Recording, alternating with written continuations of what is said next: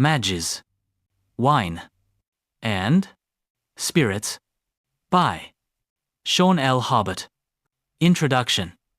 Please allow me to introduce myself. My name is Sean L. Harbert, and I am the author of Maggie's Wine, Spirits. I would like to take a minute to thank you for picking up a copy of my latest work. I do hope you enjoy this read as much as I have enjoyed writing it. Some of you might be familiar with my other works, The Lichen Chronicles. If you are not familiar with this, then I highly suggest you check it out. A little shameless self-promotion never hurt anyone. The Lichen Chronicles have created a moderate amount of success for me. On the numerous book signing events I have done, I am always humbled by the many readers and fans that have come out to see me. Thank you, one and all. I have nothing but the deepest amount of love and respect for every one of you. It is through your consistent support for my work that I can continue pursuing this passion of mine. Maggie's Wine, Spirits is an entirely different world from that of the constant life and death struggles of modern-day lichens. The manner in which this story came to me is unusual, to say the least. Once the story came into my head, I knew I had to get it out of there. Are you kidding? There's barely enough room for me up here in the gray matter, much less the characters written below.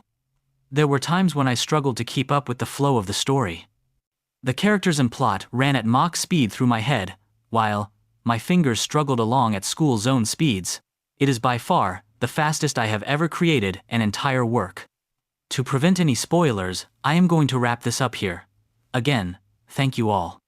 I do hope you enjoy the ride. Take care. Sean L. Harbert. Chapter 1. Massachusetts General Hospital. Hello. My name is Isaac Bishop, and I am currently in ICU at Massachusetts General Hospital. According to my chart, I have 2 broken ribs, a broken nose, and 3 lacerations, bringing my total stitch count to 27. I also have a knot on my head the Marines could plant a flag on. Can you say concussion for the win? This is the end result when you get in a fight with a demon. Of course, I did not tell the hospital that. I told them I got in a bar fight over a girl. Where's the girl? The nurse asked with a sly grin, as she looked around my empty room. Well, obviously I didn't win, I replied smartly. The statement wasn't a total lie. There are a few elements of truth to it. You see, I manage a bar filled with the dead. I employ several mythological creatures who help me run the place. A little much for you? How about I take you back to the beginning? The doctors tell me they want to keep me here for a few more days anyway. I am getting tired of watching reruns of Gilligan's Island, so story time it is. It was December 21, just a few days before Christmas. I was planning my usual Christmas tradition. I would treat myself to a new console game. It was Death Before Dishonor, a first-person shooter game. The movie was lame, but the game was getting good reviews, and I wanted to check it out. Besides, I went to high school with the clerk. He said he could score me an early release. I really don't have much family to speak of. My mother died of cancer when I was just a teenager. My father is still alive, if you can call it that. He is in a resident care facility fighting late-stage Alzheimer's. He has no idea where he is at or who I am. I try to get over to see him at least twice a week. It's difficult to see him like that, and he doesn't even recognize me anyway. It feels like he has already died, and nobody has told him yet. I live in a small 2-bedroom apartment with my roommate, Steve. Now, I can count the number of times I have seen Steve, weed-free, on one hand. He says he has a medical marijuana card. If I know Steve, he may have several of them.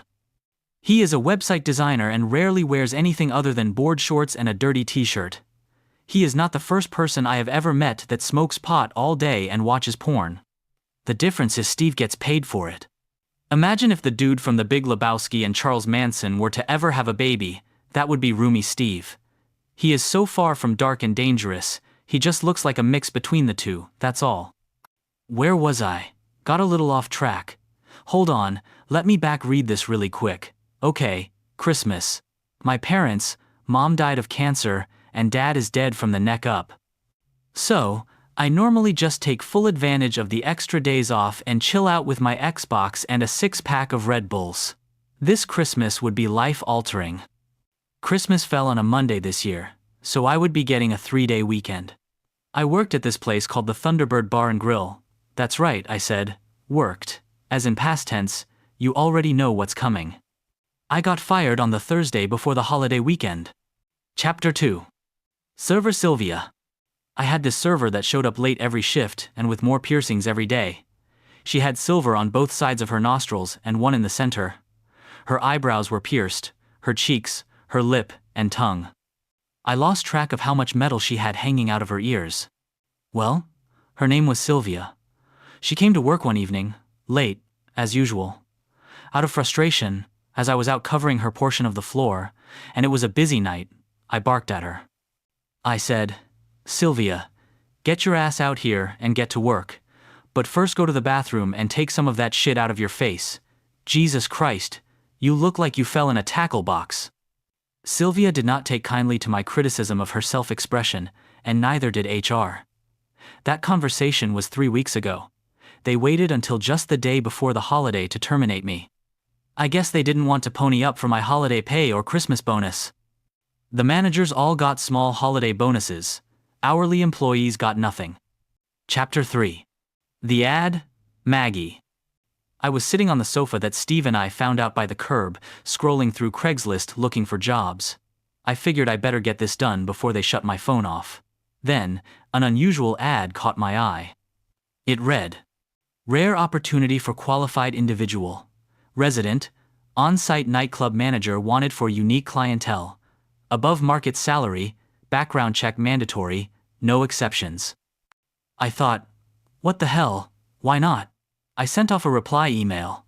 Within seconds, they sent me this generic form to fill out concerning the background check. Now, I have filled out my fair share of background check forms in my working career thus far, but this one was different. The form never asked for my social security number. It did not ask for any previous addresses. There was no place for me to sign to release my DMV record. The form felt like one of those worksheets used by genealogists. It asked for information on biological birth parents, and their parents' parents. As I mentioned before, my mother passed away when I was 13. My father has late-stage Alzheimer's and is in a specialized residence. I remember my father's mother and my mother's father, but they are gone now too. I filled out the form as best I could with what I knew. It's not like I had anybody left to ask. It sounds so pathetic when I say it like that. The whole thing was weird, but my options were slim. They were slim as in none. This was my only option. I needed a job. If I didn't find a job soon, I would need a job and a place to live. If I didn't find a job soon, the next phone call I make, I would have to step outside and yell. Due to my sudden and unexpected unemployment status, I decided to hold off on the game and opted for a shower instead.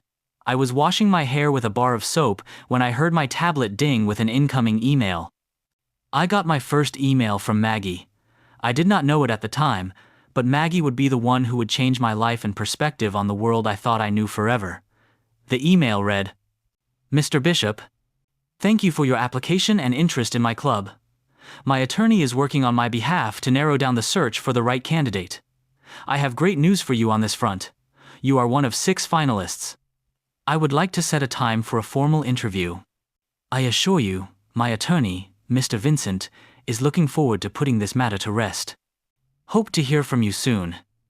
Maggie." There was no need to consult my calendar or day planner. I had nothing. Not only was I in between jobs, but I was also in between girlfriends. My last girlfriend, Rebecca, surprised me one evening with an engagement ring that she got from someone else, another woman. I definitely couldn't compete in that market. I replied immediately. Mrs. Maggie. Thank you for your prompt response. I will make myself available at your earliest convenience. I look forward to meeting you and call me Isaac, please. Isaac. Within minutes, I got my second email from Maggie. Isaac. I have you scheduled to meet with Mr. Vincent on Wednesday. It is after the Christmas holiday and before the turn of the new year. Please, let me know if this date works for you or if we will need to reschedule. From this point forward, we will be in touch via cell phone. Is the number you provided in your application the best number to reach you at? Oh, and it's technically Miss Maggie, but I just go by plain old Maggie. Out of the pool of candidates we have so far, I have a good feeling about you. Call it intuition. Maggie. I read the email. Then I read it again. I can't explain why, but I felt strangely drawn to Maggie. It didn't make any sense to me either, the more I thought about it. This lady was just as likely to be 80, crippled and crazy. I had no idea. I was shooting in the dark here, but I also didn't have a whole lot of other potential employers beating down my door. Madge? The cell number listed on my application is, indeed, the best way to touch bases with me. Isaac. I am just a glass half full kind of guy, but I was feeling pretty optimistic. I had no idea about the rude awakening that was in store for me. I went to bed with a smile on face, excited to see what Wednesday would bring. Chapter 4. The Banjo, the Lucky Rock. The rest of the week was uneventful. I updated my dating profile, my gamer profile, as well as my resume. Neither looked too promising. Well, my gamer profile looked impressive, if I do say so myself. More than anything else, I was only killing meaningless time. I had Wednesday on the brain. This whole thing, up to this point, was intriguing. I was asleep for a few hours Tuesday night when I heard the most awful noise the human ear could possibly bring in. I thought there were more cats fighting in the alley. I could hear the little old widow, Mrs. Babiche, screaming at them. Another noise hit me just then. It was my sliding patio door. I instantly flipped the covers off and grabbed the flea market 9-iron I keep beside the bed. Now, I am not a big guy. I am 5 foot, 7 inches tall and about 140 pounds bit. It's a wimpy 140. There is no shame in my game. In high school I was on the debate team and the chess club. Embarrassingly, I almost failed gym class twice. I knew the librarian on a first-name basis. The only school record I ever broke was being the person who had checked out the most books per semester. I cautiously sneaked into our living room, 9-iron at the ready. Steve was sitting on the ratty old sofa. He had a dish towel pressed to the side of his head. There was a large river stone on the wobbly coffee table, and of all things, there was a banjo seated next to him on the sofa. What was all that noise? I asked, as I relaxed my golf swing. Well, I was playing my new banjo out on the patio when the crazy old bat across the courtyard threw a rock at me. Steve staggered out in marijuana-infused slurs. "You don't play the banjo," I stated. "I know. Some of the best musicians out there are self-taught," he stated in a voice of overconfidence. "And you thought 3 a.m. on a Wednesday was the perfect time to do this?" I questioned his logic. "Where did you get that stupid banjo anyway? Did you blow your half of the rent on that? Because if you did, I am going to be pissed, and we are going to be in trouble," I blurted, not leaving him time to answer. "No man, nothing like that. You see my dude. Joe owed me some money. I gave him a dime bag.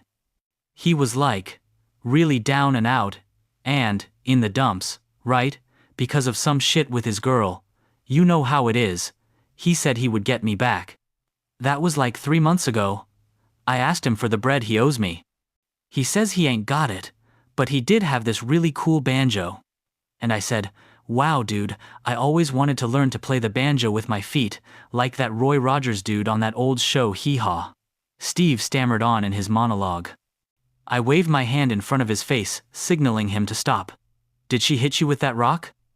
"Oh yeah, and I'm keeping it too, bro," Steve declared. "Why?"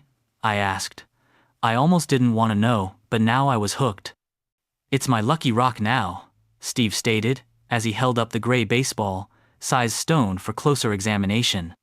"You're bleeding on our crappy sofa. How is it your lucky rock?" I asked. "It should have killed me," Steve stated, as his bloodshot eyes went all wide. I rolled my eyes. "Oh, my God, I've had enough," I said. "You okay? You don't need to go to the hospital or anything?" "Nah, man. I got a head like a steel trap," Steve stated with a grin as he knocked his knuckles against his own forehead. He squinted and rubbed the spot he had just knocked. "Okay, no more banjo for you tonight," I sighed. I headed back to my own room, golf club in one hand and a banjo in the other.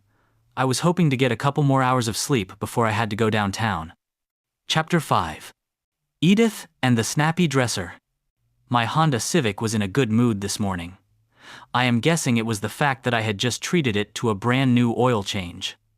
As a bonus, It received one of those fancy new cardboard Christmas tree air fresheners. The air freshener was the cherry on the top because she fired right up this morning and got me exactly where I needed to be. I was wearing my good khaki pants and a baby blue button-up shirt, accented with small white stripes. I always keep my sleeves rolled up to my elbows, especially during job interviews. It sends a subliminal message that says, I am willing to roll up my sleeves and go to work. I am me, of course, and I cannot avoid the harsh reality of that. I chose to let my footwear reflect my personality. I was wearing my favorite pair of Chuck Taylor, black All-Star Converses. Now, before you start running all over town talking about what a snappy dresser I am, I must give credit where credit is due. Rebecca picked out the pants. She said it made my butt look good. I'll take that compliment for the win, please. I borrowed the shirt from Steve. It was still new, wrapped in plastic and filled with pins when I asked him if I could borrow it. He bought it for a court date, but accepted a plea bargain for community service instead. The building was a nondescript tower downtown. The address read, The Jackson Tower, Suite 319. On the third floor, I found a half-glass door that read, Adrian Vincent, Attorney, at Law. As I opened the door, a tired-looking middle-aged secretary looked up from the reception desk. I proceeded to introduce myself to Edith Monroe. Well, at least that is what the name placard on the corner of her desk read. You must be the 1 o'clock interview. Mr. Vincent told me to watch for you. Edith replied, with what I can only guess was a well-rehearsed smile. Have a seat. She paused long enough to motion me to a couple of chairs next to a small shelf of outdated magazines. I will let Mr. Vincent know you are here. Edith clicked a button on her phone and did just that. I had read a few corny jokes in a 6-month-old edition of Reader's Digest when Edith said, Mr. Vincent will see you now. Thank you, I responded. Chapter 6. Fashionistas. Mr. Vincent stood behind his desk.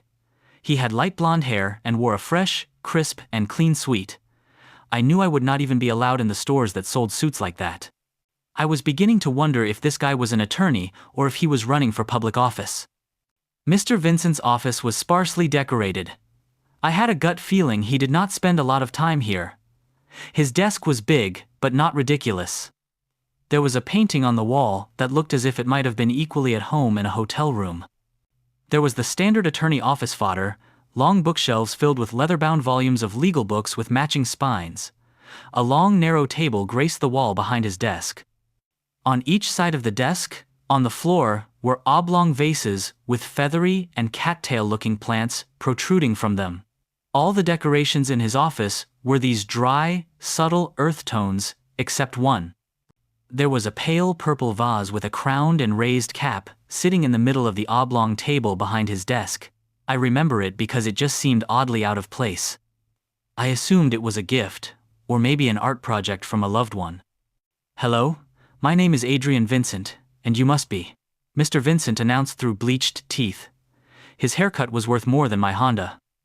Isaac, a young brunette in a smart-looking business suite, blurted from a corner of the room. She was short in stature and a little on the small size. Total guess, but I would estimate she was in her early 20s. She wore shiny black slacks and even shinier black, open-toed, high-heeled shoes. She was wearing a matching black jacket. Like my shirt, she too had the sleeves pushed up to the elbows. I was not the only one stating I was ready to roll up my sleeves and go to work. Fashionistas of a feather, fashioned together, or something along those lines. The jacket was open, revealing a nice white blouse. It was that brand of white that is so white that it looks like it would glow in the dark. Her hair was black, wavy, and cut to shoulder length. Her complexion was only slightly paler than would be considered normal, but it was nothing alarming, or anything. She had bright blue eyes, a pleasant enough smile, and the cutest dimples I think I have ever seen. She was sitting in a taller-than-average, crushed velvet wingback chair. Her legs were crossed, and her arms rested squarely on the armrests. She made no attempt to stand or shake my hand. I turned to her and gave her a cordial nod. Correct. Her eyes lit up like a 10-year-old at Disneyland. Her jaw dropped open with a wide grin. Mr. Vincent looked back at her. They exchanged some sort of non-verbal communication, that much was clear. Mr. Vincent reseated himself, He shuffled around some papers on his desk, not bothering to look up in my direction.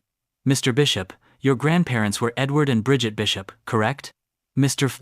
Vincent asked, as he referred to a manila folder open on his desk. I furrowed my brow at this. No, as far as I know, my grandparents were David and Susan Adams, on my mother's side, and Fred and Josie Bishop on my father's side. They are all gone now, though. Why do you ask? It is standard procedure, Mr. Bishop, and a specific request from my client. He nodded in the direction of the girl. Maggie? That we do a full genealogical background check on all future employees. Is that legal? I think there are some moral and ethical violations in that. It's state law as well, like the Genetic Information Non-Discrimination Act of 2008. I countered quickly. The Lakeside High Book Readers Award was starting to pay off. I understand your concern, Mr. Bishop, really, I do. I assure you, the reason for such an inquiry will become abundantly clear at the proper time. Besides, you did sign the release, Mr. Vincent held up a piece of paper printed off from my online application for me to see. Chapter 7. Miss Oliver. He had me there. I did sign that. Your grandmother was Bridget Bishop. She was hanged as a witch in the spring of 1692. Are you aware of that fact, Mr. Bishop? Mr. Vincent asked, as he leaned back in his rolling chair. I am certain now, looking back on it, that I just sat there looking dumbfounded, because quite frankly, I was. I must admit that I am not. I was curious now, where this was going. How did you find this out anyway? I mean, you know stuff about me, that I don't even know about me. We do have access to a considerable database with a plethora of invaluable information, Mr. Vincent stated dryly. The reason we have included genealogical screening in the application process is simple. The business in question, Maggie's Wine, Spirits, has been held in probate for several years now. We have had a challenging time finding an heir with the specific qualities it would take to procure such an establishment with such unique clientele. Mr. Vincent monologued. And you think I could be the one to inherit this bar? I asked with one raised eyebrow. The original owners of this establishment were Edward and Bridget Bishop, Mr. Vincent stated. His statement hit me like a runaway truck. What do you say to that? Yeah, I don't know either, so I chose to say nothing at all. Instead, I listened. My office has located, so far, 165 direct descendants of Edward and Bridget Bishop. 85 of them are dead. 62 of them are senior citizens, a few of them are in nursing homes, like your father. 4 of them have been labeled insane by the state. 2 of them are in prison. This means we are down to only 12. My client, Miss Margaret Mercy Oliver. He nodded back in Maggie's direction. Like yourself is one of those 12. She is the current caretaker as well, a direct descendant of Thomas Oliver and Bridget Bishop, your paternal grandmother's second husband. How many times did Grandma get married? I asked in a mock-shocked tone. Bridget Magnus was married either 3 or 4 times, depending on which account you take stock in, Mr. Vincent continued. As the caretaker, she does have a vested interest in vetting all who would choose to make a righteous claim of ownership on the properties thereof. Miss Oliver has encountered some difficulties concerning the legality of the stock in the club that bears her name. Mr. Vincent again monologued legal jargon. Would you like a bottle of water? Maggie asked from her side of the office. Sure, I stated with a shrug as I continued to listen. Again, she gave me a tenacious smile. She stood and stooped over a small black, dorm-sized refrigerator. The inside of the fridge held a few sodas of assorted flavors and a bunch of water bottles. She plucked one out and handed it off in my direction. I took it and thanked her. What is the nature of the legal issues, if I may, I inquired. Mr. Vincent paused as he looked over at Maggie, who returned his gaze with another moment of wordless conversation. It is of a personal nature, and a discussion best reserved for another time, I'm afraid, he responded.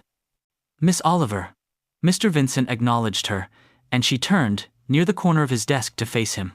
How would you like to proceed in this matter? He asked. Maggie turned to face me, once more. She was studying me. She looked at me for an awkwardly long time. I would like to arrange a second interview, on location. If we can agree to certain terms, conditions, and expectations, a tour might be a legitimate option. Maggie turned and sat back down in the wingback chair. As you wish, Mr. Vincent replied. Mr. Bishop, I must warn you, the club and accommodating residence is some distance out of town. The house itself is a 2-story Queen Anne-style home with 3 bedrooms and 2 full baths. Due to its remote location, weekend accommodations will be made for you on site. However, you are responsible for your own meals.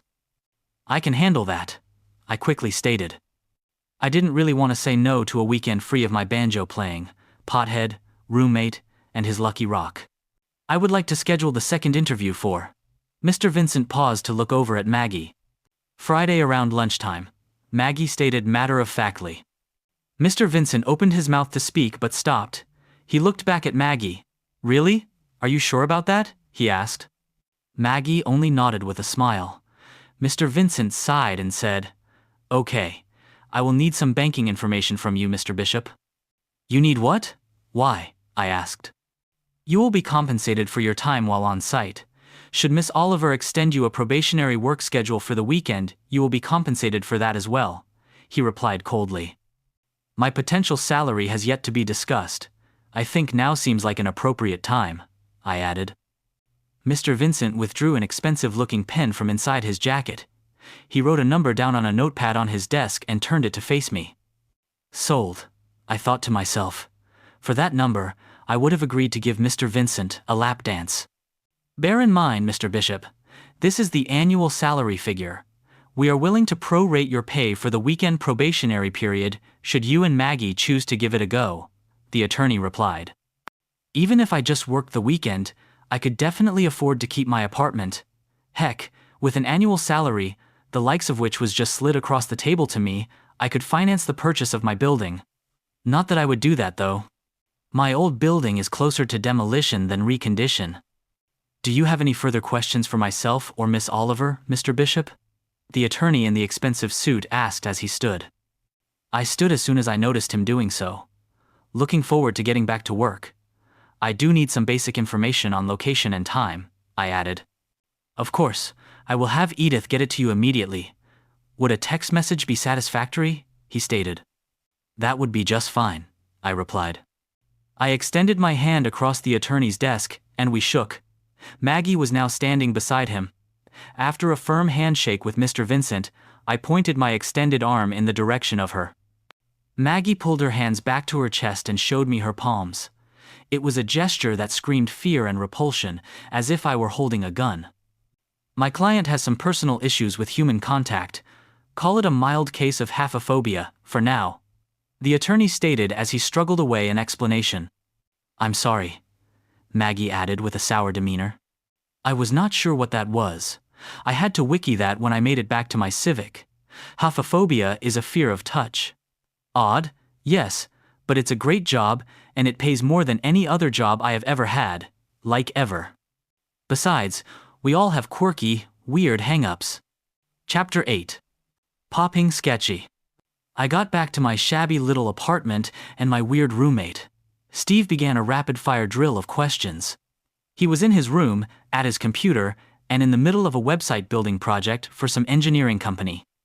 Now, Steve is brilliant when it comes to technical stuff. I don't know exactly what he makes, but I know he does all right for himself. But, if you were to meet him, you would swear he was one of the cardboard sign-wielding bums out in front of the grocery store. My guess is, he smokes a substantial portion of his income. As I told him the name of the place, his fingers lit up the keyboard. Maggie's Wine. Spirits doesn't exist. Well, at least not in the continental United States. Where did they say this place was? He asked. I read off the address Edith had given me. What's his first name? Steve inquired. I think he introduced himself as Adrian Vincent, I replied. He turned away from me. Back to his bank of 3 curved screen monitors, there was another clatter of computer keys. Nope. No law firm, no business license. He is not a member of any known fraternity. All those highly educated guys are members of some sort of fraternity, especially lawyers, but he is not. It's a fake name. Adrian Vincent doesn't exist. Steve sounded off. Margaret Oliver is a common name. There's a lot of them. Steve added. The address he gave you is real, though. It is a 1,856 square foot Queen Anne-style home. It's got 3 bedrooms, 2.5 baths. The taxes are all paid up. There were building permits filed 20+ years ago for a total remodel. It looks like there is an old outhouse in the backyard. I'm not sure why they would leave that out there. Google Earth shows that it has an extensive garden. Steve carried on. You found all that stuff online? I asked. Well, yeah, my whole job is online. It's what I do, Steve snapped back. These folks could be some sort of terrorist cell. He paused as he pondered the thought. They could be recruiting you for the Taliban or Hamas or the KGB. He wondered aloud. Maybe they are planning to kidnap you and sell you into gay prostitution in Alabama. Those are some creative conspiracy theories you got going on there, Steve. While I am flattered, I seriously doubt they are running around recruiting unemployed, skinny, white 20-somethings for a southern regional gay prostitution ring. The KGB was dissolved in 1991 and none of them spoke with even the slightest accent, I added. It's all part of their cover, dude. Aren't you listening? Steve replied, making grand gestures with his hands. At the very least, I have to go check it out. If this is legit, the money they are offering. I have to have this. I have this place. I waved my hand around. I also have my dad to think about. His Social Security and Medicare doesn't cover everything, you know. I said with a stressful sigh. I know, my dude. Just be careful. These folks are popping sketchy here, bro. He pointed over his shoulder to his computer. Hey, maybe you should take my lucky rock with you. I put my hands on my hips and thought about what he just said, but I didn't think about it for very long. No, but I do think I am going to take my Goodwill 9-iron though. Good choice, bro, Steve said as he turned back to his current project. Just in case one of them is a geologist. I didn't question the logic of that one. Chapter 9. Aunt Polly's house. Talk about remote. I had programmed my GPS and was about 10 minutes away, last I heard, before the GPS lost signal for the last time and cut out. With a couple of wrong turns and a matching set of U-turns, I finally found the place. The place looked just like the pictures Steve had pulled up on his computer. It was gorgeous, like something straight out of Tom Sawyer and Huckleberry Finn. I half expected Aunt Polly to walk out on the porch in an old floral print dress and apron, but that didn't happen. There was a white picket fence running the length of the front yard. The main gate had an arching white trellis interlaced with deep red roses. The house itself was a light beige color with bright white trim that matched the fence. The front porch was large and spacious with a couple of wooden rocking chairs. The grass looked soft and bright green. A few clusters of old growth trees, with greenery to spare, dotted the distant landscape here and there. The whole scene could have been the inspiration for an Edward Hopper painting. I was scheduled to be here at noon. Mr. Vincent had used the term noonish in setting up the appointment. Thanks to traffic, GPS problems and getting lost, it was now 1:30 in the afternoon when I parked my trusty old Honda in front of the white picket fence. I grabbed the messenger bag containing my cell phone and tablet. When Steve bought himself a new laptop, a business expense for him, he sold me his old one for $100. He had announced that the software was outdated, and he just couldn't use it anymore. For him, an outdated laptop is anything older than 6 months.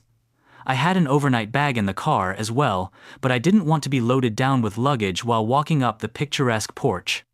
I worked the latch on the gate. There was a nice clean row of pansies in a rainbow of colors lining the edges of the walk, separating the walk from the lawn. There were irises and tulips and even more colorful flowers I couldn't identify, skillfully planted around the beautiful home. The front door was standing open. Silently, Maggie walked through the front door and out onto the porch. She was wearing black slacks, that may have been the same ones from the office, another white shirt, but this time, no shoes. She stood, barefooted on the wooden planks of the porch, with her hands in her pockets. Her low-cut, white blouse shimmered in the sunlight. Her complexion was as pale as ever, and her smile was infectious. Black hair hung down loosely, skimming the top of her shoulders. I stopped and looked up at her, powerless to stop a return smile. I knew you would show up, eventually, she said in her soft, sweet voice. I was wearing my khaki pants, yep, The same ones from the other day at the office. Since I had to give the borrowed dress shirt back to Steve, I just opted for a plain black polo shirt.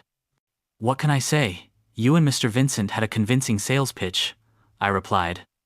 Come on in, I'll give you the tour. She nodded her head toward the open door. The house was nice, clean, and well kept.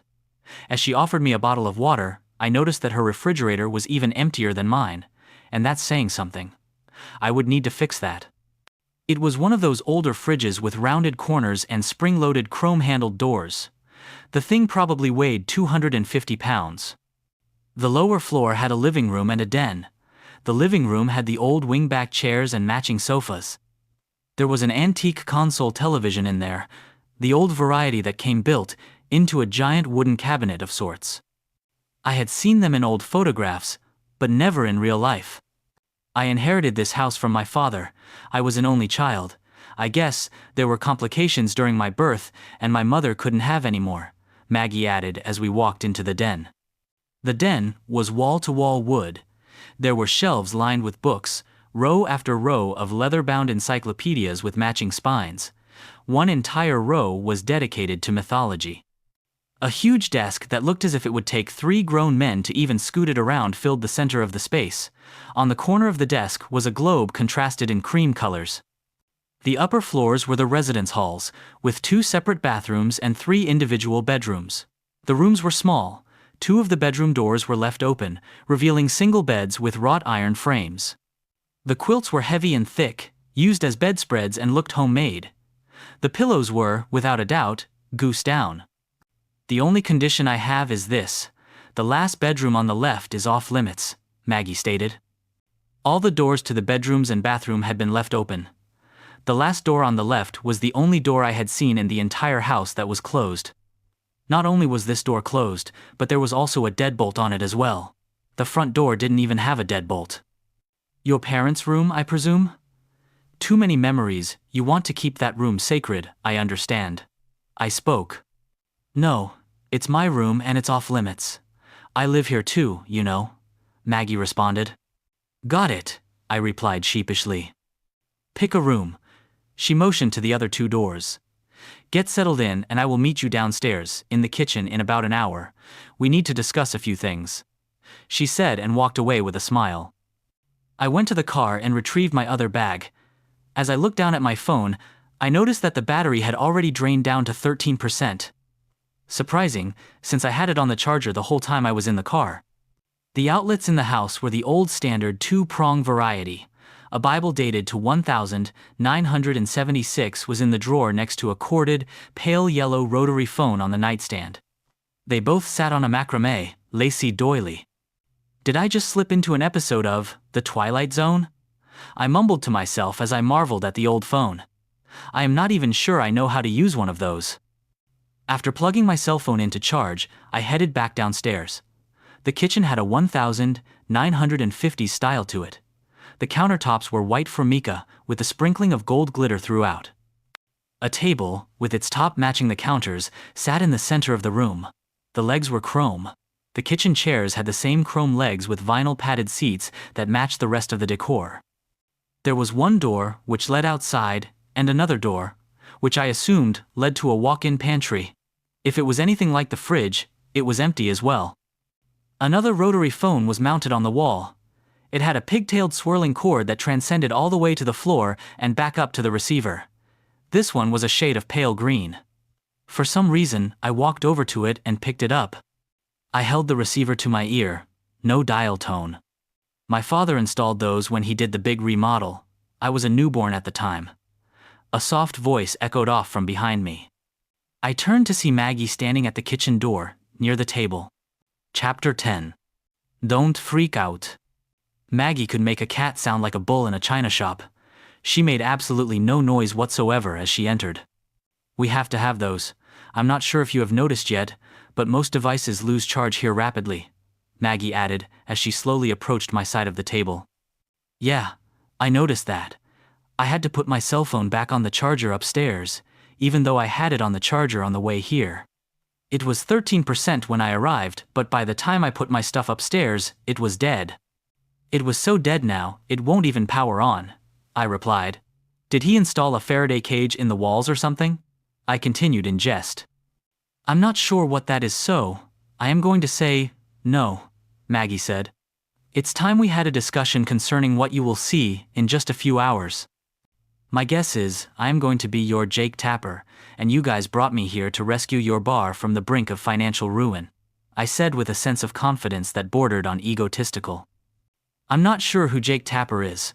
As for the bar's financials, you'll have to talk to Chrissy about that. It is the nature of the bar we should talk about. Maggie paused and bit her lip. Of course, it might be easier if I just show you, she stammered out with some hesitation. Maggie walked past me. I noticed how cautious she was about my physical location in relation to her own. Her haphophobia was on high alert. She picked up the pale green phone and held it to her face. Don't freak out on me, okay? She hesitated with more lower lip biting. She turned her attention back to the phone and spun the dial a few times. I have 3 resident employees who live on site: Chandler, Ginger, and Chrissy. The extension to reach their quarters is 1952. Hey, it's Maggie. Can you, Ginger, and Chrissy meet me at the big house, please? She spoke into the phone. I could hear a voice on the other end of the phone from my location. The words weren't clear enough to make out. The voice on the other end of the line sounded as if he was in the throes of a 3-pack-a-day habit, harsh and gravelly. We have a potential new hire I want you guys to meet, Maggie said, as she returned the phone to the base unit. Maggie leaned her backside against the cabinet containing the white porcelain-coated cast-iron sink. As she watched me, she fiddled nervously with her fingers near her mouth. I moved to an empty chair at the table and had a seat. As I watched her, something struck me as odd. Well, there was a lot so far that struck me as odd recently, but the newest thing was Maggie herself. It appeared as if her fingernails were either really short or missing altogether. It was hard to tell from my angle. A few minutes later, the kitchen door opened. It was the door that led out to the backyard.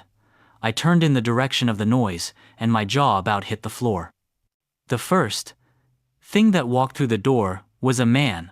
Sort of, I guess. He was about 5 feet tall. His skin was pale green. He had huge, pointed ears that shot off the back of his head. It looked as if they were half rabbit ears and half bull horns. There were a few strands of gray hair that stuck out from under a bowler hat. The hat had cut away areas in the brim to allow his enormous ears to pass through it. He had a bulbous nose. He was wearing a white dress shirt, suspenders, and black pants. He had traditional sleeve garters around his biceps. His feet only had 3 large toes, each with a shiny black nail at the end.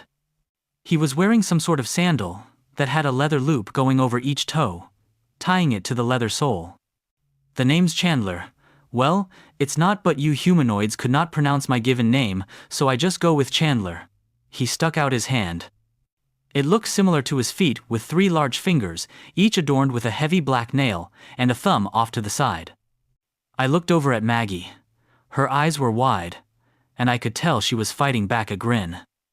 With some hesitation, I took it, and we shook hands. His hands felt like they were carved from bull-hide leather. I am the resident bartender. Chrissy does the books and ordering. Ginger, bringing up the rear, she is the barmaid. He pointed his clawed index finger at the 2 women following him in. Chrissy's skin tone was a pale cornflower blue. She was wearing a decorative sundress with a print of orange and red flowers on white. She had the same ears, fingers, toes, and sandals as Chandler. She had long blonde hair, which her ears separated. In front of her ears hung 2 long braids that traveled down to large breasts. The back of her hair was done up in a ponytail. She fell in just an inch or 2 short of Chandler's 5 feet. The one Chandler had introduced as Ginger followed close behind Chrissy.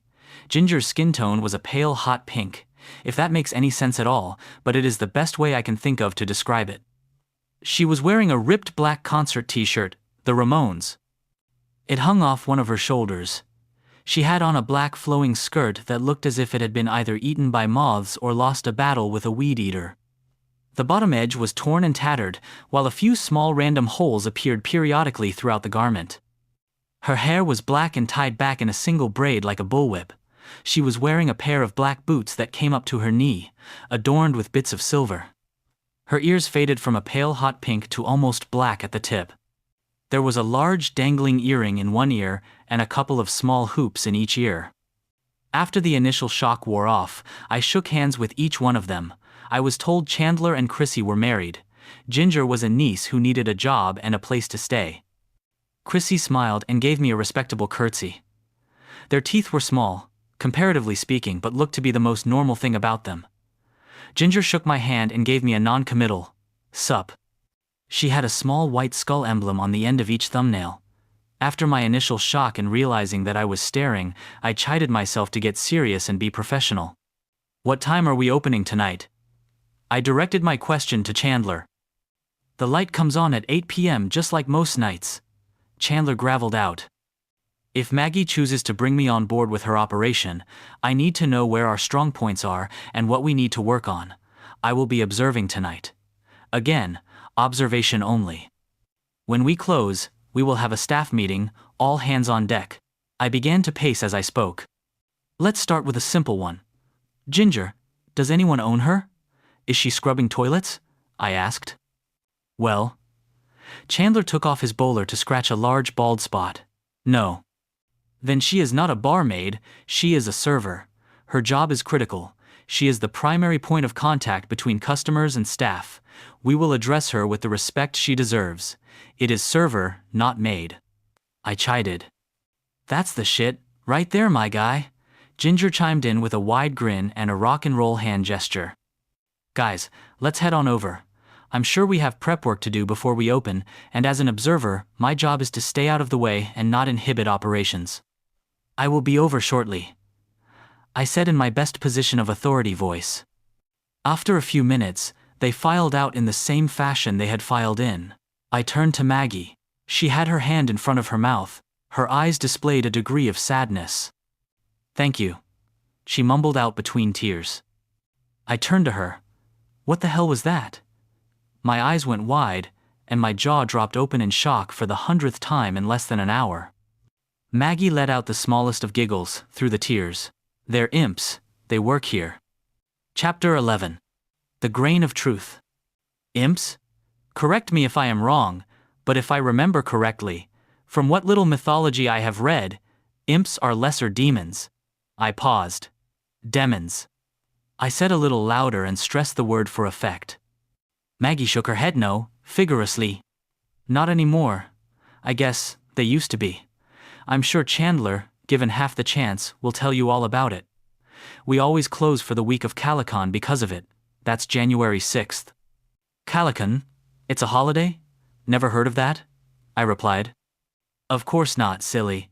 There's a lot you haven't heard of, but all that is about to change," Maggie said with a sly grin. "The imps are generally good folks. They can be a little mischievous at times, which is annoying, but they are hard workers. My dad brought them here from Requiem, after his big remodel project. They have been here ever since." "Are there any more magical creatures here? And what is Requiem?" I asked. "Other than the gnomes that work in the yard, oh, and my brownie housekeeper, Gertrude. That's it, I think," Maggie said in a voice of uncertainty. I stood and began to pace the floor. I ran my hand nervously through my hair. "How does this happen? I mean, is this all real?" I asked. "All these creatures are just the stuff of storybooks." "Every legend is based on a grain of truth," Maggie replied. I tossed my hands in the air in mock surrender. "Okay, well, this will be interesting. Let's go to work." "Yeah," Maggie exclaimed with a wide grin. Chapter 12. The Real Shocker. "Please, explain to me how this all functions," was the next thing I managed to spit out while trying to take all this in. "Think of an Oreo cookie," Maggie stated. "We are the creamy white center. We are in the dividing line between the above and the below. Being stuck between heaven and hell is a fairly standard cultural belief system," I replied. "Heaven and hell, well, I guess those labels work, but neither of them is what one would traditionally believe they are. Have you ever noticed that there are small holes in the top and bottom of the Oreo cookie?" Maggie asked. "No, I never noticed it before. I guess I never studied my cookies all that well," I stated. "Well, the holes are there, trust me. It's just like that here. The barrier between those layers is inconsistent. It has weak spots, strong spots, and holes. This property sits on one of those weak spots. The bar, Maggie's Wine, Spirits is a huge hole, a portal, a doorway, of sorts, between those layers, Maggie said with a sigh. Here is the real shocker. Our unique clientele are mostly ghosts, demons, guardian angels, undead spirits. You name it, we serve them here, Maggie concluded. I can't imagine that they all get along too terribly well, I stated. Maggie seated herself across from me at the table. Believe it or not, we do have rules that must be followed, Maggie said. Look, I am clearly out of my realm here, so please explain, I returned. We fall under the authority of the Neutral Zone Authority. It consists of 12 elected members of a neutral council. They also act as the governing body for the city of Requiem. It is a neutral zone. Therefore, acting a fool will get you banished.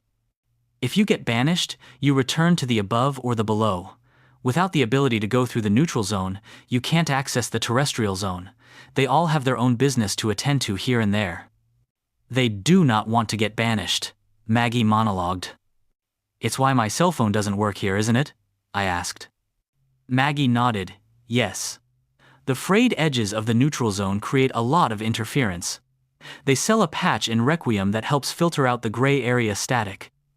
Should you decide to sign on here, I will personally see to it that you get one. This is totally bonkers. Is there a bunch of hidden cameras around here somewhere? I asked, as I stood and looked around. I opened the pantry door. As I suspected, there were just a few cans of various veggies in there. I searched the corners for cameras, mirrors, or cables hidden in obscure locations. Nope. If there were cameras in here, they wouldn't work to begin with. Maggie snapped off as she turned to watch me snooping around. The pantry was nothing more than a small closet in the kitchen. There were shelves on walls to the left and to the right. They were very much like the shelves in the den that were lined with books. The back wall had shelves as well. Those shelves ran down from the ceiling. They stopped about halfway down. There was a small door there, complete with a small brass doorknob. A hand-carved plaque on the small door read, Gertrude. As I emerged from the pantry, Maggie gave me a warm smile. Her demeanor felt confident and calming all at the same time. I can't explain it. Ever since that first email, about a week ago, now, I guess, I have felt a strong tie to her. I honestly think she could melt icebergs with her smile. If you're satisfied, we will make our way to the club, Maggie stated. I'm sure I looked more than a little bewildered and confused. I knew I had to say something. Yeah, let's do that. I managed to stumble out. Chapter 13. Ordained. We left out the back kitchen door. The sun was starting to make its slow descent into the horizon. We were walking towards a small outhouse. It was the telltale definition of what you have seen in all the old cowboy movies, standing about 8 feet tall, 4 feet wide. The door was homemade and crooked, with the crescent moon shape cut away high on the door. The roof was pitched with an old rusty piece of tin and slanted toward the back of the building. Good evening, Maggie. A small diminutive voice sounded off. I looked in the direction of the voice to see a man wearing overalls and a work shirt pushing a wheelbarrow. He was around 3 feet tall, and his cart was proportionately sized for him. My jaw dropped open as I watched him wheel his cart full of flowers off toward the back of the house. Who's the new guy? The miniature man asked. Oakley, this is Isaac Bishop. Isaac, this is Oakley. Maggie introduced. Oakley here is the reason we have won the Neutral Zone Iris Festival's Best in Show 3 years running, Maggie announced. The miniature man stopped the cart and grinned from ear to ear. He rocked back on his heels and pulled at his overall straps. He had his white facial hair cut into a mustache and chinstrap. I see you took my advice and went with the chinstrap beard instead of the Shenandoah. I like it. What does Petunia think of it? Maggie sounded off. She says it's okay. I think she will come around to it. Hey, if you're going to the club, can you do me a favor? Oakley asked. Sure. What do you need? She replied, and bent slightly at the waist to better hear him. I think Chandler is pissing on my roses again. I have these beautiful deep red roses with neon green spots on the flowers. The spots glow in the dark. At first, I thought a family of fairies had moved in, but nope. Upon further inspection, the buds smell like a festering troll. It's that gopher turd Chandler pissing on stuff again, Oakley said, and it was obvious. The more he spoke on the matter, the more enraged he became. I will talk to him, I promise, Maggie said. Sensing that this issue had been festering, like a troll, for a while without resolve, I took a knee and put my elbows across it. No, Mr. Oakley, I will speak to him. If he continues to do so, I will see to it that he is banned from the yard. Next offense, 30 days banishment, then 60, then 90. I stated matter-of-factly. I like Ike, Maggie, he's all right in my book. What's your favorite flower? Oakley asked. Well, my grandmother had some of the most beautiful tulips I have ever seen in my life. She had some of the bulbs shipped in directly from Holland. Some of my oldest and fondest memories are digging tulip bulb holes with her. I fought back a tear as I remembered her withered hands digging in the dirt next to my own little fingers. Wow! Oakley took off his floppy stocking, type cap, and pressed it close to his chest. You know, Bishop Ike, tulips represent the purest form of love and affection, right? To have that memory of your grandmother with that specific flower. Well, need I say more? He shrugged and raised an eyebrow at me. Oakley, Maggie, and I exchanged a few more pleasantries. Then, Oakley took off to tend to his crew, and we continued our walk toward the outhouse. That was a delightful story about your grandmother. I think you have a fan. Maggie smiled at me. Yeah, and I have been ordained as Bishop Ike as well. That must account for something, I added. Maggie laughed. It was the first time I had heard her laugh. The sound was joyous in every sense of the word. How much influence do you think Oakley has with the Catholic Church? Maybe I should get a big, tall, funny hat, I said with a shrug. Maggie grinned and shook her head from side to side. Chapter 14. Here we are. Okay, here we are, Maggie announced. Now, we are about to open a dimensional door. This is critical, so pay attention. If you don't pay attention, people can get hurt. Maggie continued, as she wagged a finger in my direction. Yeah, of course, I replied. Anytime one of us leaves, this door gets turned off behind us, Maggie emphasized. Wait a minute, did you just say the door gets turned off? I am a little confused, I stated. I know, the easiest way is just to show you, I guess, Maggie replied. She pointed at the crooked and sagging outhouse door with its fading gray facade. Open it. That's it, just like that? I asked. Maggie rolled her eyes and put her hand on a cocked-out hip. Just open it. I reached out and pulled on the door. The door resisted. The hinges squealed. I pulled a little harder and the door opened. I looked inside and saw exactly what I expected to see. There was a long bench running the length of the back wall. There were 2 toilet seats, with lids down, slowly flaking away their once white paint. In the upper left corner of the eave, inside was a substantial yellow jacket nest. Angry-looking hornets buzzed around like microscopic motorcycles. They swarmed around the yellow honeycomb glob in the corner. Whoa! I screeched out. Maggie laughed at my reaction. Now, shut the door. I gladly complied, and gave the door a good solid push to get it back in its frame. Maggie pulled a long brass key out of her pocket. She held it up for my inspection. It looked like an old skeleton key, consisting of a brass shaft with teeth at one end. There was a flat oval piece at the handheld end. In big, rolling cursive letters were engraved, Requiem Lock, Key. There are only 4 of these. I have 2, and Chandler has another. It's locked up in the bar safe. She held it up to magnify her point. Where's the 4th one? I asked. In my father's breast pocket, Maggie said bluntly. I thought he died? I inquired. He did, she snapped off. Oh, I said in my best apologetic tone. If we decide to make you an offer, if you take the position, my 2nd key will be yours, Maggie said. Now insert the key in the keyhole. There was a small plate on the door that was more orange rust than actual metal. She slipped the key in. After a click and a hum, the crescent moon cut out in the door started glowing, casting radiant red light out across the yard. With a flick of her wrist, the light turned green and cast out the same glowing effect. It felt like there was someone behind the door, holding one of those super bright flashlights they advertise on late-night infomercials. With the light bright green, she pulled the key free, and the light blinked out. Red is stop, green is go, just like driving a car. Now open the door, Maggie stated. I opened the door and just stood there in stunned silence. Chapter 15. Twisted Knickers. The outhouse acted as a foyer. Imagine a phone booth with a door at the front and the back. You get the picture.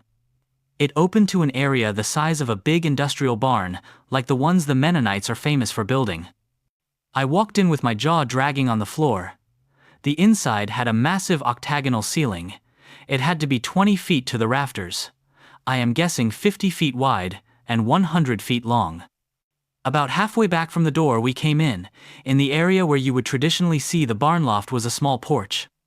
It was more of a deck, like you would see in a backyard, except this one stuck out from in front of a loft.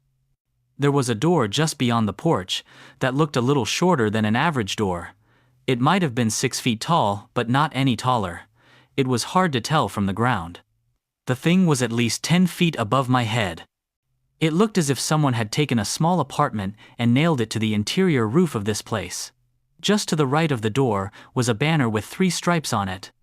The first was pale green, the middle stripe was powder blue, and the third stripe was soft pink. Above the vertical stripes, in bold black letters was the word, I am Empowerment. The floor was garden variety wooden slants, customary for any skating rink, bowling alley, or country bar. The bar itself was plainly visible at the back of the room. It traversed half the width. Oh, my God. I managed to stagger out as I entered, and my eyes wandered endlessly, trying to take in everything. Pretty cool, huh? Maggie said as she followed me in. Cool doesn't begin to describe this, I said as I slowly turned in circles. Maggie stared up at the wooden deck, jutting from the skyline apartment. There was no movement. Not breaking her gaze, she walked under the porch and pulled a dangling rope free from its tieback and gave it a couple of soft pulls. I didn't even notice it when I had first observed the place. To the far right of the I Am Empowerment banner was a bell.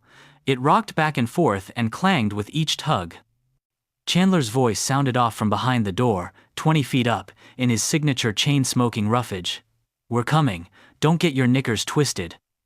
The door opened and Chandler stepped out onto the miniature porch. He was wearing his black pants and custom 3-toed sandals. He had a smallish hanger in his hand, with a white shirt on it. He looked down at myself and Maggie. He flexed his shoulders and bat-like wings shot out on each side of his back as he flexed at the knees. His wings stuck out like stiffened arms as he leapt from the porch. He had a long tail, with a spear point at its tip. Chandler sailed and drifted into a big arch, using the prehensile tail to steer. As he approached the ground, he flapped those green bat wings a couple of times to break his momentum. He touched down just a few feet from us. I watched it in amazement. Holy crap, you have wings and a tail, how cool is that? I yelled out with a half-a-mile-wide grin. I know. And you foot-stomping, shaved apes don't, Chandler blurted sarcastically. Chrissy was next to come out onto the porch. She was wearing another summer dress. This one had an open back that allowed her wings freedom of movement. Her wings were a slightly darker shade of blue than her sky blue skin tone. Her tail was a shade of darker blue than her wings. The spear point tip of her tail was also considerably smaller than that of Chandler's.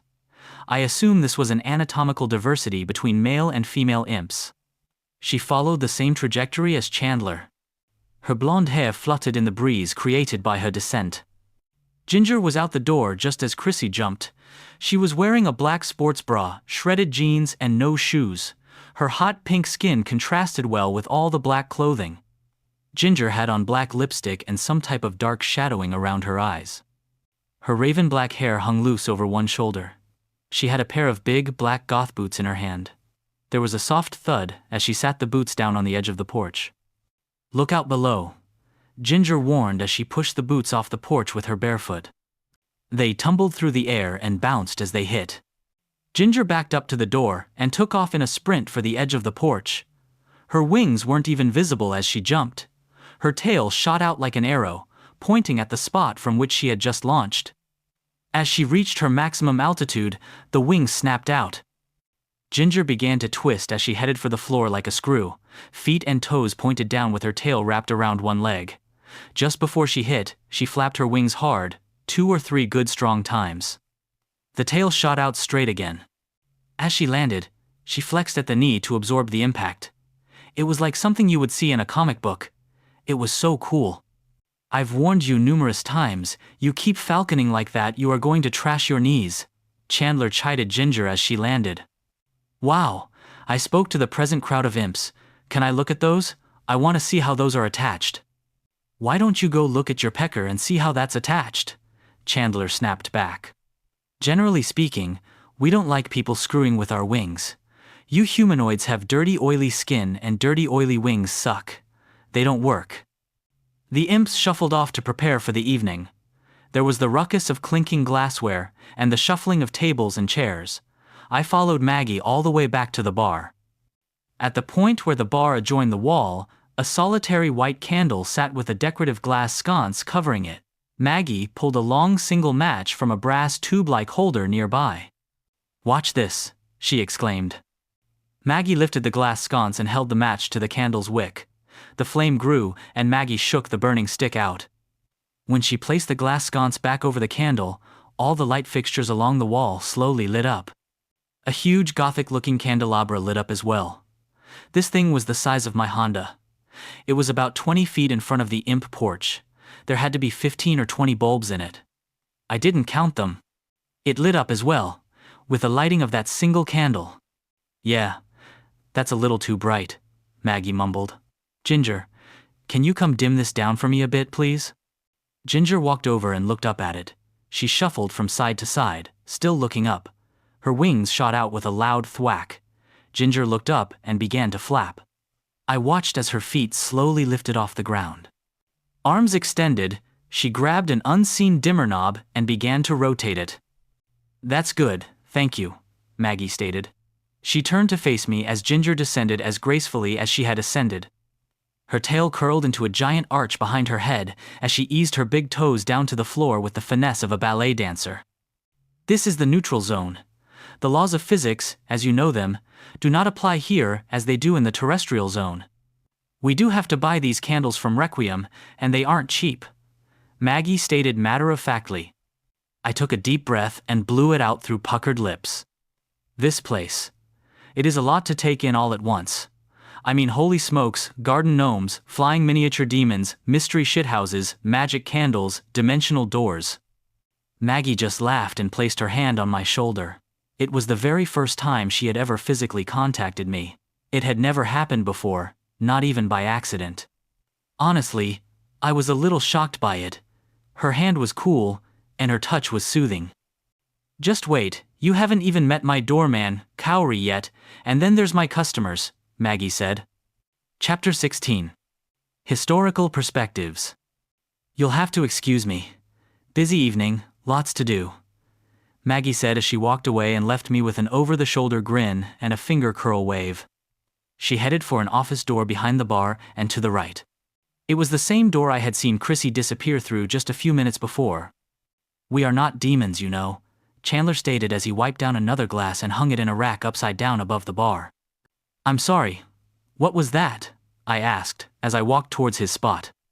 My big ears work rather well. He pointed to the big green ears that looked like a good combination of both Spock and Bugs Bunny. I overheard you talking to Maggie. We are not demons. To call us that is offensive, Chandler repeated. I put my hands in the pockets of my khakis to appear less threatening. I read, somewhere that imps were considered lesser demons. Enlighten me, please, I asked. I grabbed a bar towel and walked behind the bar with him. The back of the bar was interesting. He had an ingenious system set up to accommodate the vertically challenged, and it worked. The front of the bar was your standard 42-inch height. Now, bear in mind, Chandler is only 5 feet tall. That is 60 inches, and he is the taller of the three. When I looked behind the bar, there was a catwalk that raised him up a couple of feet so that his waist was the height of the bar top.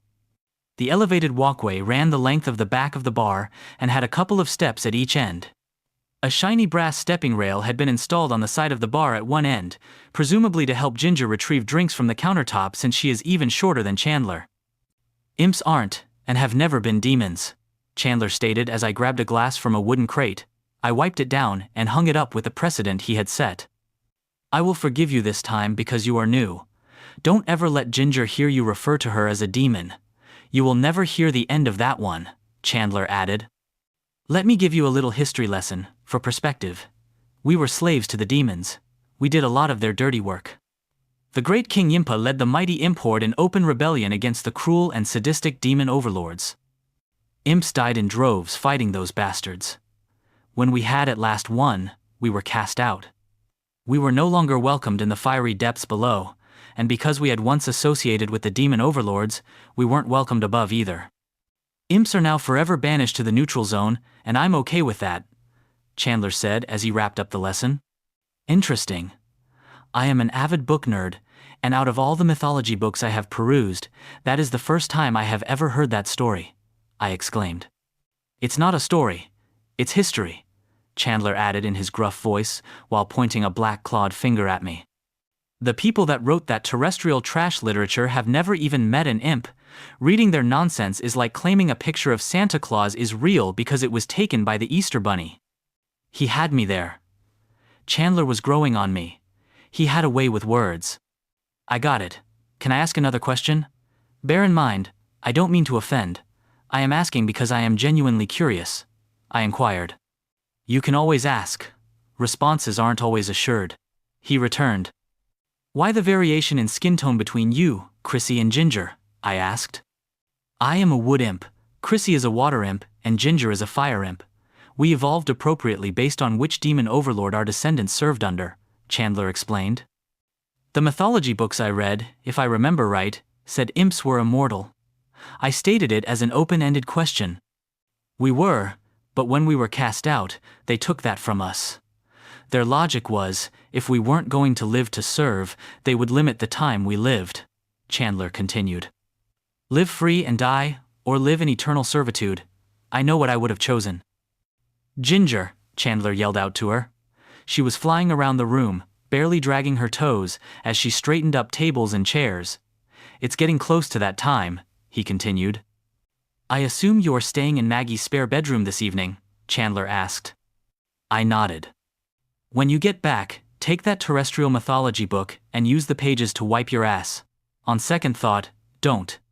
That book is already full of shit, it's liable to give you a bad rash, Chandler sneered. Bad rash?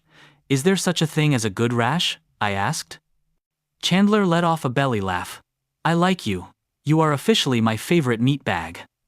Chapter 17. Kaori the Capre. Now, let me explain a few things to you, Chandler stated. Okay, please do, I said. I only thought I was intimidated thus far. I had no idea what I was in for at that point. You see that door over there? Chandler asked as he stepped down from the bar parapet and came around to stand beside me. I nodded. That, my meatbag buddy, is where our customers come in, he said as he pointed to a door on the left-hand side of the giant barn-like building. On the other side of that door is Requiem.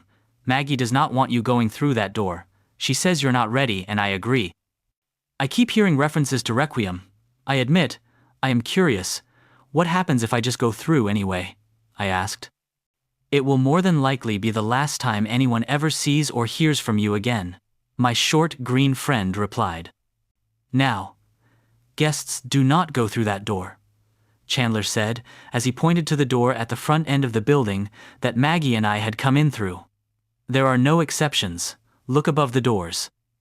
I looked above the two doors that were the subject of our conversation. Both doors had small round lights above them. The one on the left was lit red. The one at the far end, Maggie and I's door, was lit green. The two doors will never be green together. Think of it as a dimensional door interlock system. To get one to turn green, the other must be red.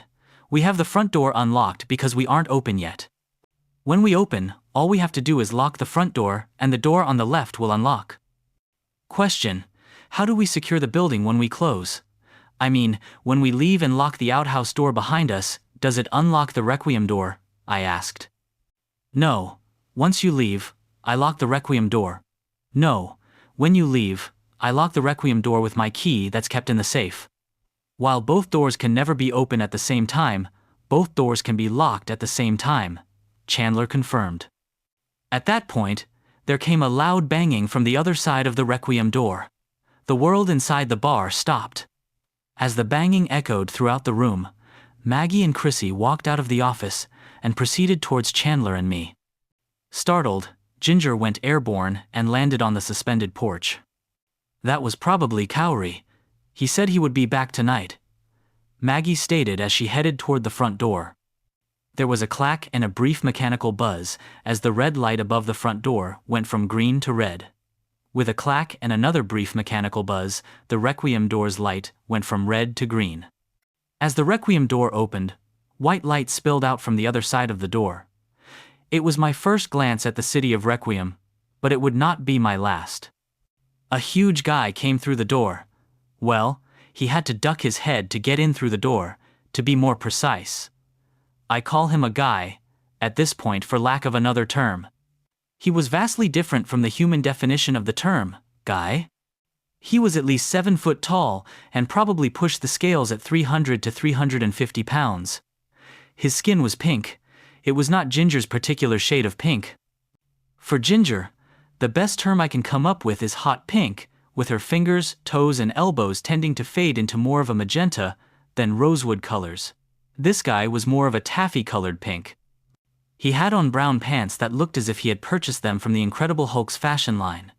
The pants seemed to have just shredded about knee length and were held in place by a broad belt with a squared buckle.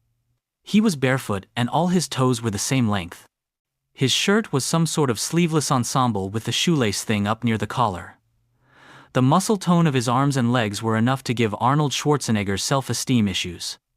His head was shaved, and he had this ponytail jutting straight off the dead center of his head. It was a telltale cliché of the old genie in the bottle image, except he wasn't that. Cowrie, I heard Ginger yell from the balcony porch, and of course she jumped. Ginger, with wings extended and tail flipping around, descended in a spiraling arch and flew straight at the pink giant. Just before she made an impact, she turned her hips inward. Her 6 toes hooked the top of his beltline. She gripped the front of his shirt with 6 black clawed fingers. Ginger drew her face within inches of his. Bear in mind, Ginger is 4 feet, 9, maybe 4 foot 10. Dragonfly. The pink giant responded affectionately. How you been, baby girl? Never mind that. Where have you been? Ginger retorted. Had to take care of some business elsewhere. Glad to know I was missed. He returned. He glanced over in my direction. He seen me, Maggie and Chandler standing near the corner of the bar. Who's the new meatbag? Ginger, still clinging to the pink giant's shirt like an over-enthusiastic bug, looked over her shoulder. That's Isaac. Maggie brought him here. I kinda like him. The giant gave off a carefree shrug. Good enough for me. Ginger flapped her wings, released her grip, and rotated her body away from the giant. As she turned, Cowrie reached out and grabbed her tail. Ginger folded her wings and fell to hang by her tail from his closed fist and extended arm. Give me those, the man said.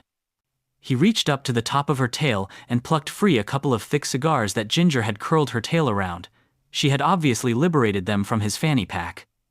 The fanny pack this guy wore was a solitary, vintage U.S. cavalry saddlebag hanging off his hip like an old-school cowboy gun holster. The pink monster took 2 steps in our direction. He took a knee and rested his forearms across the pink tree stump that was his leg. Miss Maggie, how have you been? He asked in a voice as booming as his appearance. Maggie smiled up at him, warm and affectionate. She reached up and stroked his cheek with her hand. I'm okay. Welcome back, big guy. He smiled down at her. Who's this guy? He asked as he nodded in my direction. This is Isaac. Isaac, this is Cowrie, my doorman. Maggie introduced. Wow, yeah, no shit. I responded and stuck out my hand for a shake. I was hesitant to do this. Am I going to have a hand left at the end of this shake? He smiled back at me. He looked down at my small hand as if it were covered in something gross. Yeah, that is very much a terrestrial greeting. I don't do that. I mean, look at me. I look like the corporate office building for Barbie. It was a sarcastic comment based on his size and skin tone. He had a sense of humor. I had to laugh at the comment. He extended his little finger in my direction. He had all 5 digits, unlike the imps who are down to 3 and a thumb. Hook it there, bro, he spoke. I hooked his little finger on my own. His little finger was the size of a bun-length franc. Believe it, or not, Guy's Isaac is Bridget Bishop's great-grandson. Maggie sounded off. It was a record-scratch moment, if I ever encountered one. Chandler, Chrissy, Ginger, and Cowrie all looked at me as if they had seen a ghost. The room filled with gasps and awes. No shit. Really? Cowrie responded. Chapter 18. Grounded. I never met her. She was executed some 300 years before I was ever born, I said in my own defense. Duh? Ginger smarted off. She came to land on the bar, then stretched out, belly down. As she rested her chin on closed fists, her tail gently waved back and forth in the air as if it were swaying in some non-existent breeze while she kicked her legs back and forth. Cowrie turned slightly to face me. It was Bridget and some dude she was married to, I can't remember his name, who opened up this club for the very first time. Chandler picked up on the story where Cowrie left off. And then years ago, Maggie's father inherited this joint. The dimensional door was all in place, but the place had turned to total shit. It was overrun by trolls, goblins, orcs, and other nasty undesirables. Maggie's dad, Edward, straightened this place right up, got neutral zone permits, and completely remodeled the place. He hired me and even built the Casa de Empanada, Chandler said, as he pointed up to the suspended residence quarters. He named his newly remodeled bar after his newborn daughter. Chrissy chimed in as she turned to Maggie with a smile. Girls, it's that time, Chandler stated. Ginger let out a moan of protest. Chandler stood and pulled his white-ribbed tank top off. I watched as his wings laid down flat against the skin of his back. They melted into his muscles and appeared as nothing more than elaborate tattoos. He unbuckled the front of his trousers and dropped them down. He was wearing boxer shorts, but they were on backwards. His tail was protruding from the fly hole. His tail curled back inside his boxers and around one leg. Again, it looked like a high-end tattoo as the spear tip of his tail sank into the top of his foot. He proceeded to dress himself in the shirt he had brought down from above upon my arrival. Ginger growled in protest. I turned to look at her. She was standing on the top of the bar, with her back to me. She had her top in one hand, pressed close to the front of her chest, covering her cleavage. With the other, she pulled her long black hair over her shoulder. She looked over her shoulder as her wings sank into her skin in the same fashion as Chandler's had. She put the sexy halter top back on then, hopped down behind the bar. I saw her head shimmy back and forth, obviously making the necessary adjustments to her outfit. I hate being grounded. We are imps. We are not landlubbers. Imp, powerment, Ginger yelled out from behind the bar. I saw her solitary hand come up with a closed fist and extended outside finger. The imp version of a pinky finger. Cowrie turned to me. The smallest finger represents the I in imp, he stated matter-of-factly. Yeah, I got that, I added. Put your boots on too, young lady. Mr. Edwards set out rules. Ours is not to question them. They are in place for a reason. Chrissy chimed in. Chrissy started her slow walk back to her office, I assumed to do the same thing. I leaned into Maggie and whispered, "What's going on here?" The imps, many years ago, rebelled against the Dark Ones. They fought hard and won their freedom. While that's a good thing, we do have some customers who resent them for that. They are looked down upon as traitors or rebellious scum. My father thought it would be easier if they were not out here, flaunting their own personal freedom in front of customers, some of which are still bound to servitude by those same dark forces. I was going to have to add that one to my list of stuff to think about. I am not sure how to address this issue, but it damn sure needed to be addressed. These imps, in here working their asses off and hiding their true nature as if it were something to be ashamed of, Nope, I can't condone that. I knew my role and my place this evening was nothing more than observation. I knew beyond any doubt there would be a laundry list of this type of stuff before the evening was up, and I was right. Chapter 19. Ignis. It's about goddamn time. The first voice sounded off before the requiem door ever made it fully open. It was a group of soldiers. Of all the things I expected to see walking through the door, GIs were not the first thing I would have expected. There were 4 of them, at first, all wearing the olive drab uniforms. They had big, metal, bucket-type helmets with fishnet-style webbing across them. Each one of the men carried a large wooden rifle. Now, as I've mentioned before, I am an avid book nerd. Must I remind you, Lakeside High Book Readers Award winner several years running. A title that remains unbroken, thank you very much. I assure you, I have read my fair share of history books. I know the US military stopped issuing the pale olive drab in the 1950s and moved to a camouflaged woodland pattern. They made another major change to the desert pattern in 2010. These guys were wearing uniforms from before the 1950s. Guys, Chandler barked out. No guns in here. Cowrie was sitting on an upended whiskey barrel near the non-requiem door to afford him the best overall view of the bar. He stood and walked towards them with his hand out. Reluctantly, they handed them over. He leaned them carefully against the wall near where he sat. Come on, Chandler, you know they don't work here anyway. One of the soldiers shouted at him. They don't work here, but I do, and it's against policy, Chandler snapped back. I gave Chandler a puzzled look. When he noticed it, he replied to my bewilderment by saying, They're ghosts. You can tell. Look at their hands. Ghosts don't have fingernails. You see, a ghost is a memory. Like all memories, they are never quite perfect. Most of the time, it's the fingernails. No one really knows why, Chandler chimed off.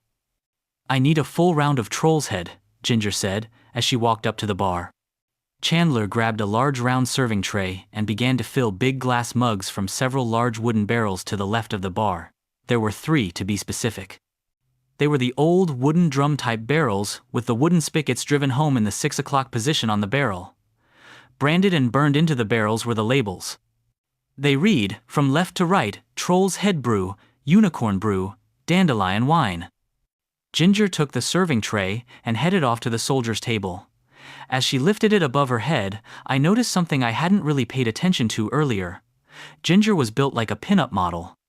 She had a narrow waist, curvy hips, and for someone under 5 feet tall, she also had some serious cleavage going on. Her sexy black top was designed to accentuate cleavage, and the very bottom edge of Ginger's hot pink butt were sticking out of the bottom edge of her black Daisy Duke-type shorts. The tail was tattooed around her right leg and snaked down into the top of her big, goth boot. The fact of the matter is that she was dressed to score those tips.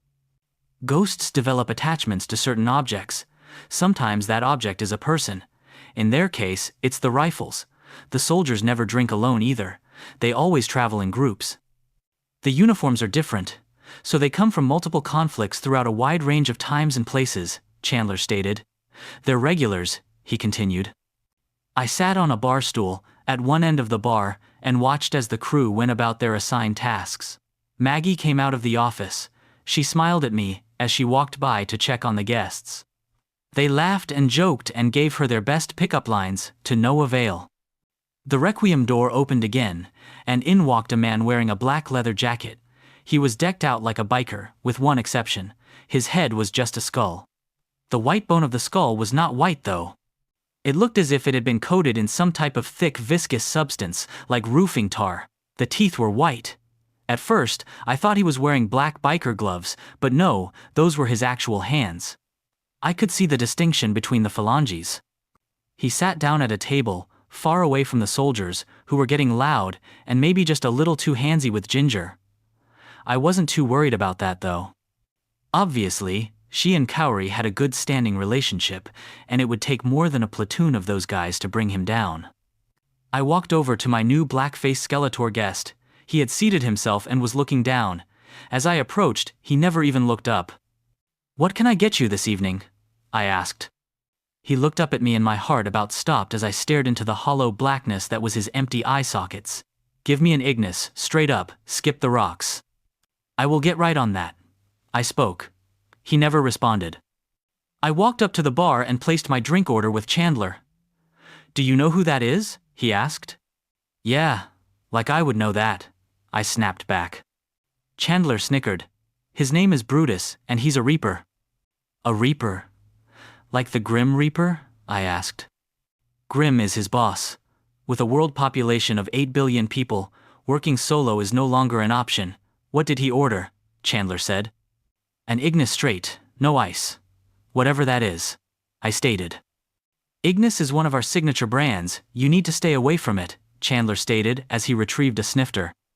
He pulled a large brown onion bottle from a shelf below the bar. There was a hollow thump as he pulled the cork. The stuff smelled like pure grain alcohol. "It is a high alcohol content whiskey, with a trace amount of strychnine. It can be dangerous to you humanoids," Chandler said as he handed me the glass on a round tray. "Strychnine? That's the stuff that killed Alexander the Great," I said, in a state of shock. "We have no business serving this type of stuff. It's dangerous." "Just because it's dangerous to you, doesn't mean it's dangerous to them. Look behind you." Chandler pointed a green digit out to the floor. I did as he said. "You think you are going to kill those soldiers with this stuff? I got a news flash for you. Someone already beat you to that. What about Brutus? You think you are going to kill something that was never technically alive in the first place? Get a grip. Serve the booze, and remember where you're at," Chandler said, in a mocking tone. Chapter 20. Fire Imp Pizza. I took Chandler's advice and did exactly that. I served Brutus poisonous drink, which he promptly gulped it down. "Hit me with another," he demanded. "That is some heavy-duty stuff you are slamming there. Is there something you want to talk about? Care to share?" I asked, as I seated myself across from him. "Who are you? And where is Maggie?" he asked.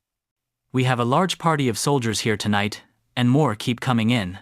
I nodded in their direction. "She's over there trying to keep a lid on the party. As for me, I am Bridget Bishop's grandson. I figured I would play the granny card."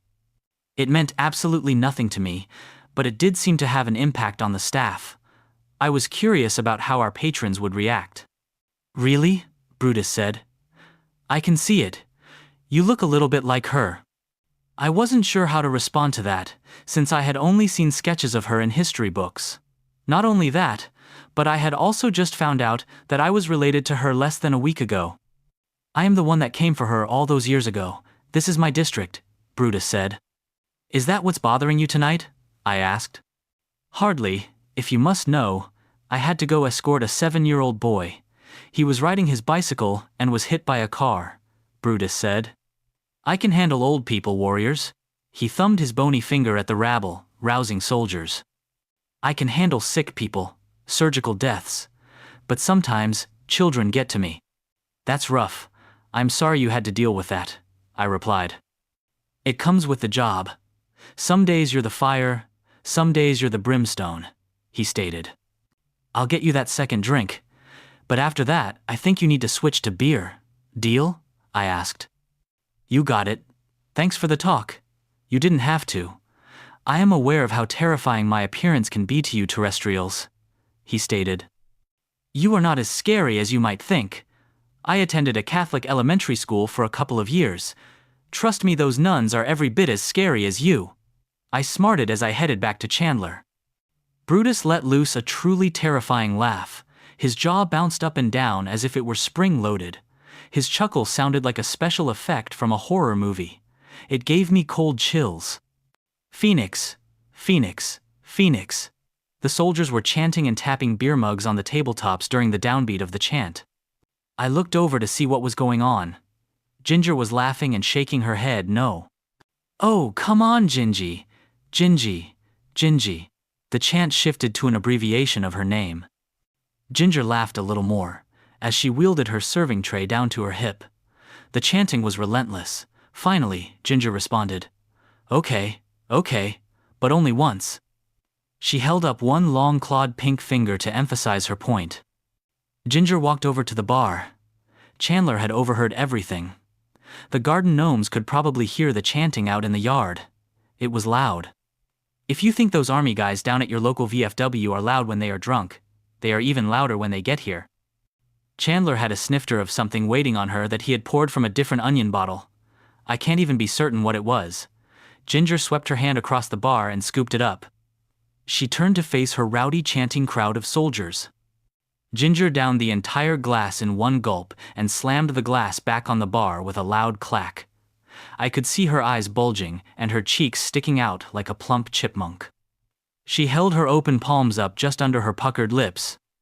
There was a whooshing noise as a flaming ball danced and hovered in her palms. She motioned her hands upwards as if she were releasing a dove. Then, she sprayed the alcohol through the golf ball-sized fireball. The fire shot through the air in what I can best describe as a flaming rainbow-style arch. It burned in blues, reds, and oranges. I could understand why the soldiers were so persistent in getting her to do that trick. It was cool to see. I get the reference to the mythical phoenix, but to me, the flaming mass looked nothing like a bird. "Hey, Dragonfly," Cowrie shouted from the other end, the huge bar. She turned to see him holding up a Toro Grande cigar. Cowrie stuck the cigar between his teeth as he stepped away from his whiskey barrel throne and turned sideways, allowing the cigar to stick out straight. Ginger drew her open palm up near her armpit and tilted her head. I could tell she was studying her target. "Hiya!" she screamed as she slammed her hand forward. Her black hair sailed about as she did so. Another flaming ball flew from her palm like a shot from a gun. This little burning ball was about the size of a nickel. It flew the length of the room at breakneck speed. The soldiers howled out with glee as it sailed inches over their heads. The tip of Cowrie's cigar glowed red as the fireball passed it by, hit the wall, then dissipated into nothing. My eyes went wide as I looked in Maggie's direction. "Never a dull moment here," she smarted. It was insane. I was amazed. It was like the lame-ass movies Firestarter and Cocktail all rolled into one big bundle of stuff we should not be doing. I turned my attention back to Chandler. He gave a sly grin from his position behind the bar. "Fire imp," he said. After the initial shock of all that craziness, it dawned on me that I hadn't eaten for several hours. I grabbed a bottle of water. "These are safe, right?" I asked. "Are you allergic to fucking water?" Chandler snapped back. "Not that I'm aware of," I responded. "Drink up then. We'll see what happens," Chandler retorted. "What do we have to eat around here?" I asked. "I think Gertrude left some frozen pizzas in the walk-in," Chandler said as he nudged his head backwards over his shoulder. I started to walk in that direction. "Do we have a microwave or something around here?" I asked. "Nope," Chandler stated. "Then how the hell am I supposed to cook it? Am I supposed to eat it raw?" I inquired. "That is certainly one option," Chandler said. "What's the other option?" I asked. Chandler nodded toward the open bar floor. I followed his gaze out to Ginger, who was now busy pouring the next round for an ever-growing population of soldiers. I rolled my eyes and headed toward the walk-in freezer. "Fire Imp Pizza, it's what's for dinner." Catchy slogan, but I'm just not so sure it will ever catch on. Chapter 21. Filova. Ginger took a break for a few minutes to heat up my pizza. On a metal pizza tray, she held it with one hand above her head, much the same as her server tray, and gently blew heated breath out toward the bottom of the tray. Within minutes, there was steam rising off the pie. "Careful, it's hot," she said as she set the pan back down. "This place just keeps getting weirder and weirder, and I love every minute of it," I thought to myself. Even though the pizza is off the frozen variety, Ginger's preparation demonstration made it all worthwhile, and honestly, as far as I am concerned, bad pizza is still pizza. The Requiem door opened again, and another guest entered. This one was unusual in the fact that she just didn't appear unusual. I was beginning to wonder if she had staggered across the wrong club. Was this lady lost? She paid no mind to the ruckus goings-on of the soldiers' party. She walked in and seated herself at the bar without a second look at the lively party behind her. She was wearing a skin-tight, bright red dress that stopped about mid-thigh. Her hair was golden blonde and full of waves and curls. It ran down to the center of her back. She had on a pair of silver thin-strap stilettos with a pedicure to match her manicure. She had hips and curves in all the right places, big breasts, and the outfit was tailor-made to put all of it out there. She spotted me quickly and treated me with a warm smile and a wink. "Hi, sweetie. How are you doing tonight?" she asked in her best honey-filled voice. I am good. What can I get you to drink tonight? Well, that all depends. What have you got for me? She asked, as she bit her lower lip teasingly. We serve spirits here, in many ways, and not much else. What would you like? I retorted. Oh, okay. Just give me an angel tears cocktail, if you would please, my sexy man, she stated. I gave Chandler her drink order. Stay away from that one. She is by far the most dangerous individual in here right now, Chandler warned. As a matter of fact, I will serve her.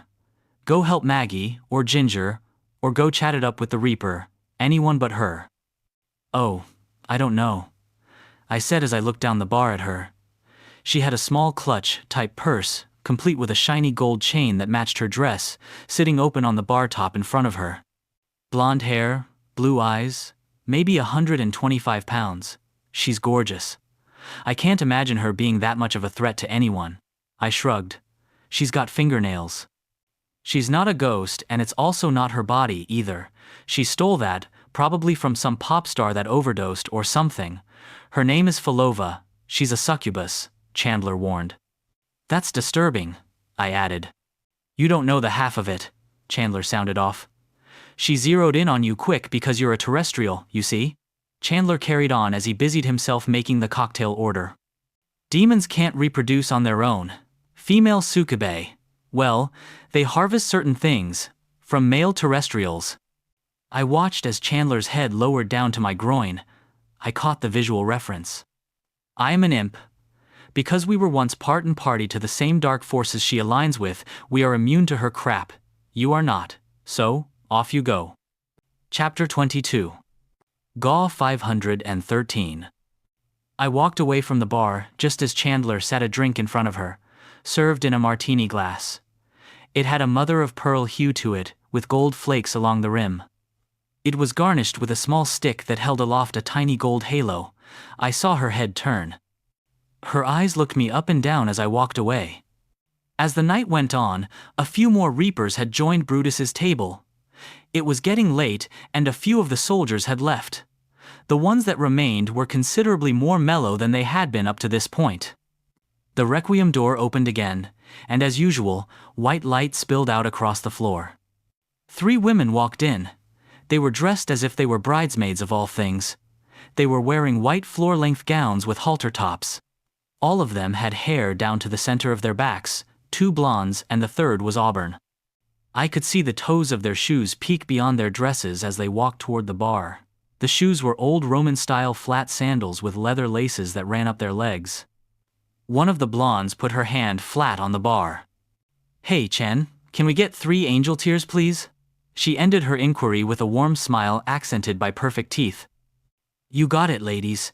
Have a seat anywhere you'd like. I will get those right out to you, Chandler responded enthusiastically.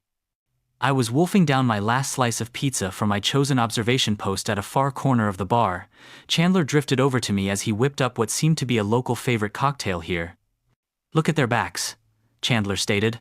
Oh, I did, trust me, I said while chewing. Chandler slapped me across the side of my bicep. He almost knocked my pizza out of my hand.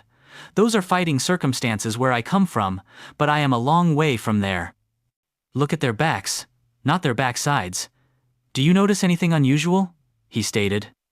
The open backs of the halter-top dresses dropped all the way down to their lumbar muscles. They had the same elaborate wing tattoos as the imps. The imps' wings were very bat-like. The tattooed wings of these 3 ladies had feather patterns that correlated with their hair color. I could see the details of the individual feathers. The tattoo-like wing had a heavy black line around it, clearly defining the separation of skin from feathers. As I watched, I swear I saw one of the ladies' tattoos move along her skin, as if it were shifting into a more comfortable position. They have feathered wings. Are they angels? I asked.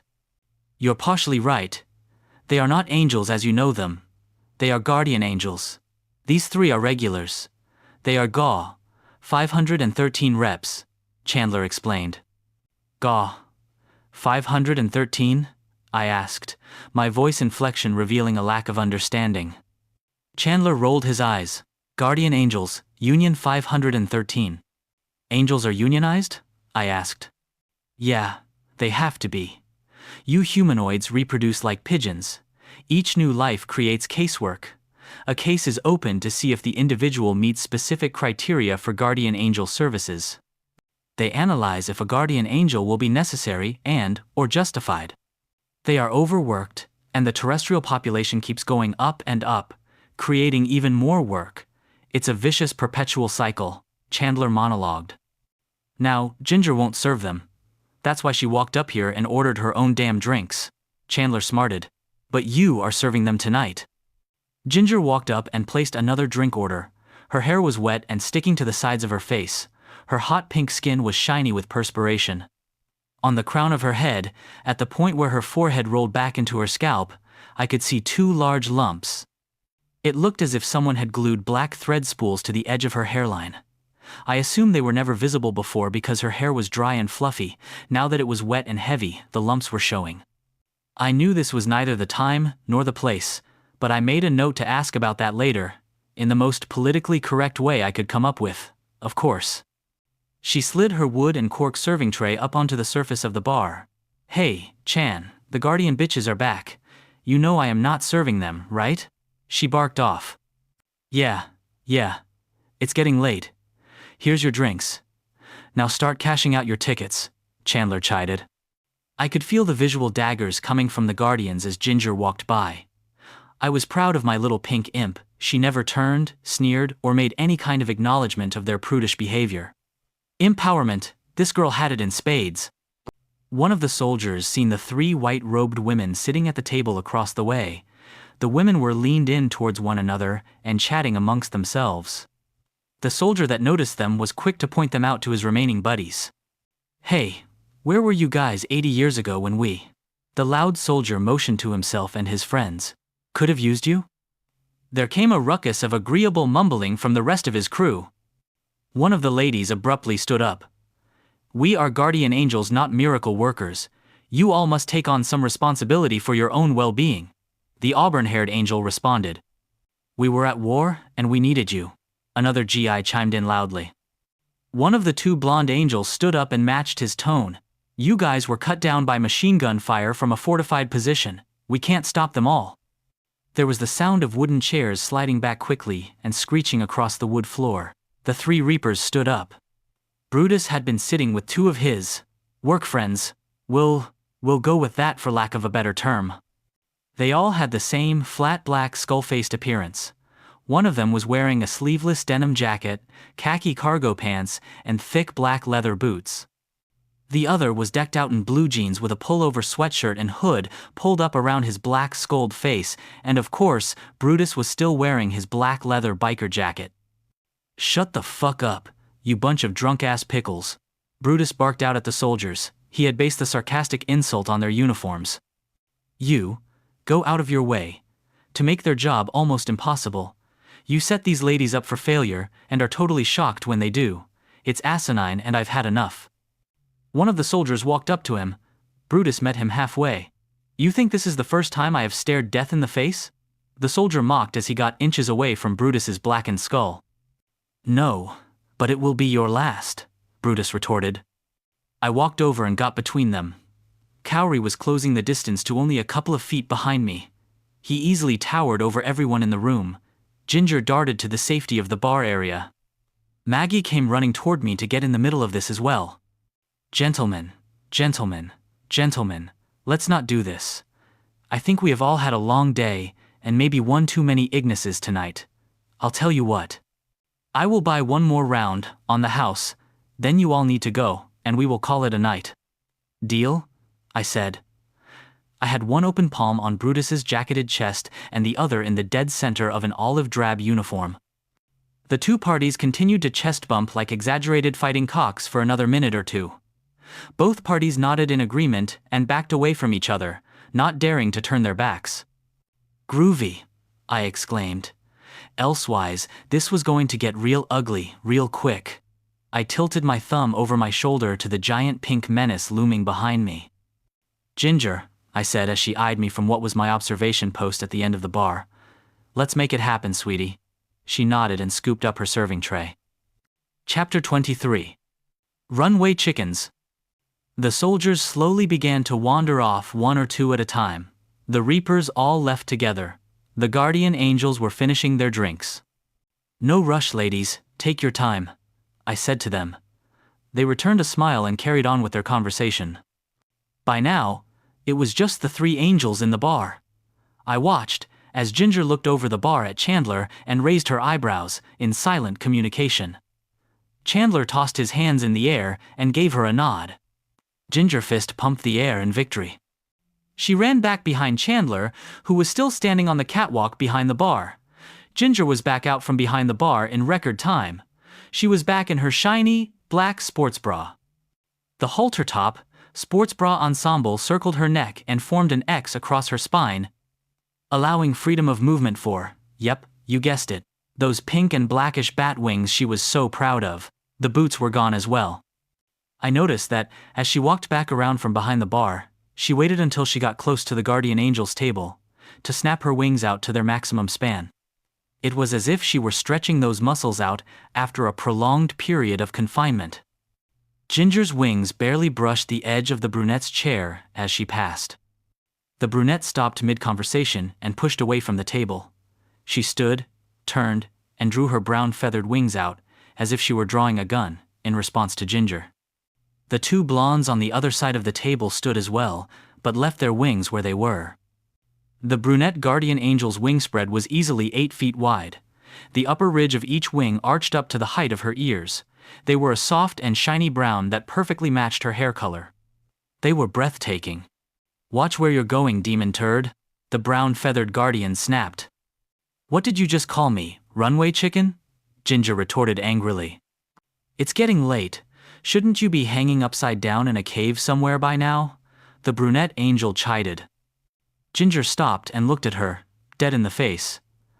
The guardian angel towered over her by at least a foot in height differential. Not intimidated at all, Ginger stepped forward and craned her neck to look up at her. "Tell me, do those wings come with a biscuit and 2 sides?" Ginger mocked. I had to chuckle at that one. There was some ugly history there, and I'm not even sure I want to know the details. Then, I saw it. Cowrie did too. Ginger dropped her hand down to her side and tucked it behind the bottom edge of one wing, near her butt. Her hand began to glow. She was palming a flaming ball. It was just like the one she had been using for the pyrotechnics show earlier. This was about to get out of hand, quite literally. I had been watching all the commotion from my chosen observation post near the corner of the bar. I watched as Chandler threw down his bar towel and started to go around the front. I grabbed him by the arm and whispered, "Let's see how this plays out. It will be okay. Cowrie's right there." "That's enough. Put them away, both of you." Cowrie boomed out as he began the hurried walk towards the winged standoff. "And here comes Pink Kong to the rescue." The brunette smarted. Cowrie chuckled. "You better check yourself right now, or we'll be sweeping up feathers for a week." "You wouldn't dare put your filthy hands on a guardian angel," one of the blondes spurted out for the first time. "Are you kidding?" Cowrie gave off a deep, rumbling belly laugh and took a long drag off a cigar the diameter of a shot glass. Dingy, gray smoke swirled around his face, giving him a dark and sinister appearance. The big ponytail, centered on top of his head, bobbed and swirled as he laughed. "I'd pluck you girls like a holiday duck just to see what it looked like." The wings all relaxed, both feathered and bat alike, but never totally receded. There were a couple of moments of intense eye contact and stern stares before the brunette angel, clearly the leader of their group, said, "Come, ladies. Let's ditch this place," adding a sneer for the sake of contempt. "Bunch of narcissistic bitches, I swear," Ginger mumbled aloud as they left. Chapter 24. Casa de Empanada. "Hit the house lights, would you, sweetie?" Maggie asked, trying to break the tension in the room. Again Ginger, with a couple of flaps of her bat wings, lifted herself slowly, with the grace of a swan, to crank the dimmer switch to its full capacity. From the ground, I still couldn't see the switch. "I am going to help Chrissy close out the books for the night. If you folks could clean up in here, it would be greatly appreciated," Maggie said. So, that's what we did. Chandler and I cleaned up the bar and wiped down the tables. Cowrie hurled beer mugs into the air, while Ginger was flying and dove to catch them. She never missed, She fumbled a couple of times and managed to knock over a couple of chairs swinging her tail, but she never missed. Chandler tossed his bar towel on the countertop in surrender. He looked over at me as he began taking his own dress shirt off. He looked in my direction and spoke. "Come with me." As I walked around the front of the bar, on the floor, I spotted a small gold tube near the bottom brass rail. I stopped, picked it up, examined it, and realized that it was a lipstick tube. "Hey, Ginger," I said, as I held it aloft. "Is this yours?" I asked. "Nope. Put it in Lost and Found. It's behind the bar," Ginger yelled back. "Maybe it's Maggie's. I'll ask her later," I thought to myself and dropped it in my pocket without a second thought. Chandler poured 2 large beer mugs and lifted himself up to the birdhouse porch. "Now, how the hell am I supposed to do that?" I asked. "Be patient, you damn terrestrial ape," he snapped back at me. I could hear his footsteps moving around above me. I was standing on the bar floor, obviously, under the porch when a rope ladder came tumbling down in my direction. I shrugged and started to climb. I must admit, I had been eyeing this place all night and was more than a little curious. I made it to the top, swinging, swaying, and praying that I wasn't going to end up as a dark red stain on the wooden floor some 20 feet below. When I made it to the top, I wondered, how the hell was I going to transition to the deck?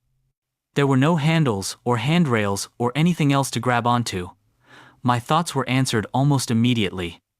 From the air behind me, Ginger grabbed the back of my belt and flipped me onto the porch tail over tea kettle. I quickly straightened myself out, tried to get my bearings. I was 20 feet in the air up here and had no intention of taking the expressway down, neither on purpose nor by accident. "Wow, holy crap," I said as I looked over the edge. "If I fall off here, Ginger, just go ahead and cremate me where I land." I smarted. She laughed. "I can't generate that much heat. Best I could do would be a bad sunburn and some third-degree stuff here and there." Chapter 25. Troll's Head. "You know I was kidding, right?" I responded to Ginger. "Hey, could you fly me around the room once?" I asked. I was feeling a little braver after the whole rope ladder climb. "Nope, you're too heavy, we'd crash," she said as she buzzed the deck like an old World War II fighter. "Have a seat," Chandler said as he motioned to a spot beside him. I sat down beside him and dangled my feet off the deck into what felt like endless space. "You did good, kid. Not bad for your first night. Thoughts?" he asked. "It was certainly an experience," I replied, and took the beer mug he offered me as he took a long draw from his own. He explained that it was a Requiem brand named Troll's Head. It was a strange color, somewhere between murky green and brown and disturbingly cloudy. It wasn't bad though. It reminded me of a heavy German lager with a touch of a lingering aftertaste. I examined it in the light after my first drink. "It isn't made with real trolls, is it?" Chandler laughed. "Not anymore. At least not since the Neutral Zone Council passed laws against hunting them." I looked back at him in a state of shock. Chandler laughed at me. "I'm kidding. It's never been illegal to hunt trolls." I sat my beer down beside me and said a silent prayer for my stomach and offered up my sincerest apologies to my liver. Chandler laughed again. "You're fine. There are no body parts of any kind in your brew, gullible meatbag." I relaxed a bit, but only slightly. "What is that stuff you have down there called dandelion wine?" I asked. "Oh yeah, that. It's made by those little shits that work out in the yard. The stuff is awful. It tastes like sunflower seeds soaked in toilet cleaner." Chandler barked off. "It sounds awful, but if it's that bad, why do we carry it?" I asked. "Maggie insists. Her father liked it. Maybe his taste buds were different, I don't know. We do sell it on occasion, but not often enough to keg stock it, in my opinion," Chandler explained. "I'm heading out, guys." Cowrie's big baritone voice sounded off from below. We exchanged a few informal goodbyes, and Ginger sailed down to see her giant friend off. "Where did Maggie find that guy?" I asked. "Maggie didn't.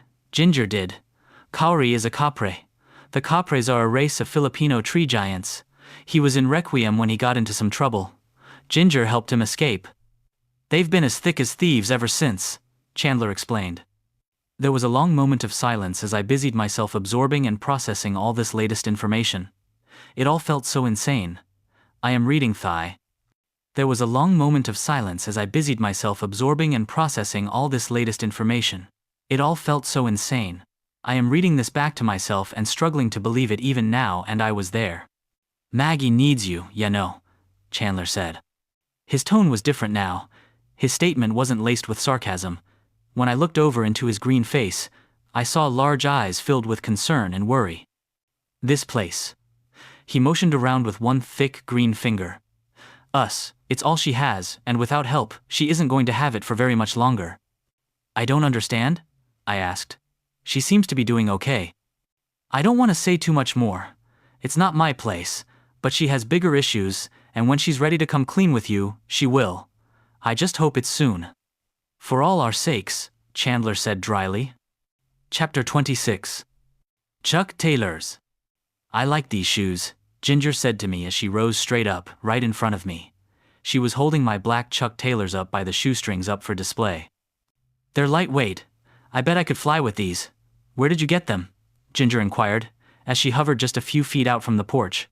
Oh, and did you know you have a hole in your sock? Ginga. Hey, did you just take my shoes off? Give me those, I stated. Flapping her pink bat wings, she backed up and put some open air between us. Come get them. She grinned and held them out at arm's length. She was sweating profusely. Her hot pink skin was wet and shiny. Her raven black hair was heavy with perspiration. She also smelled odd. I mean, obviously, I don't have a lot of experience in the imp sniffing department, but there was an odd odor about her.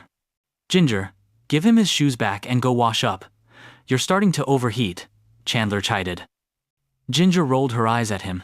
She sat my shoes down beside me and touched down with black clawed toes.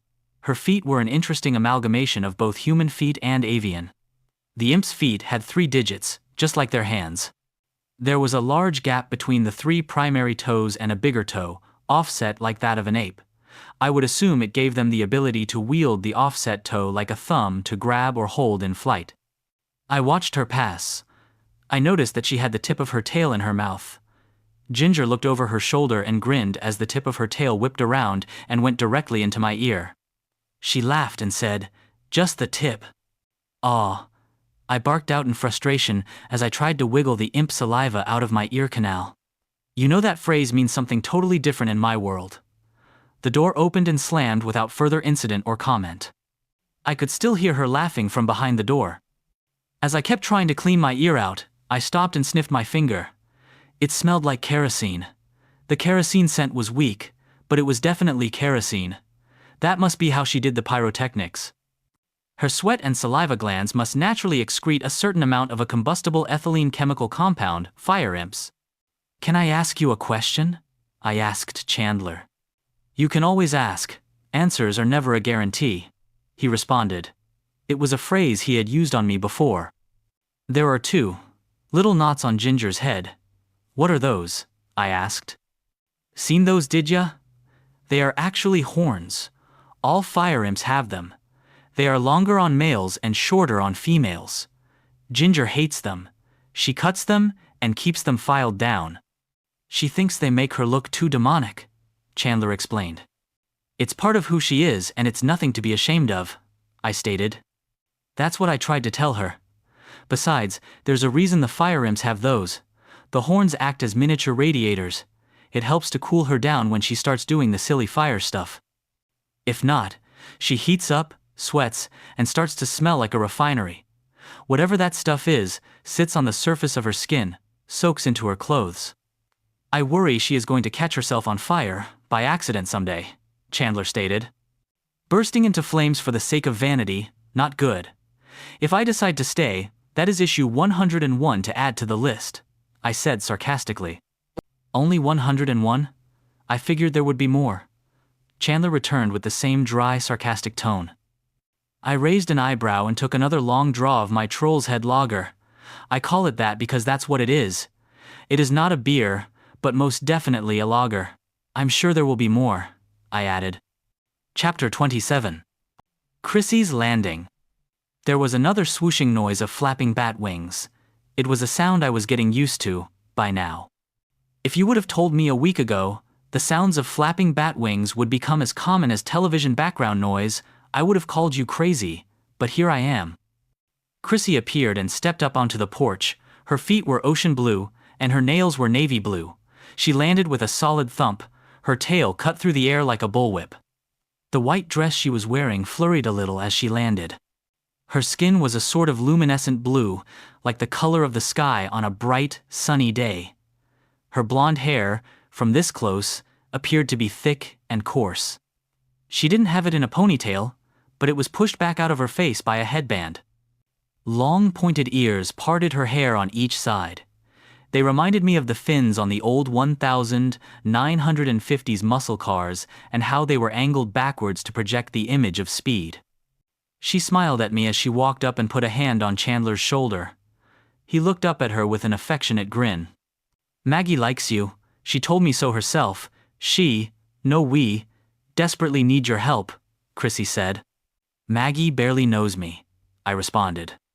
"I trust her. She has a good feeling about you. I mean, the way you handled the thing with the Reapers and soldiers. Most people would have screamed like little girls at the sheer sight of them.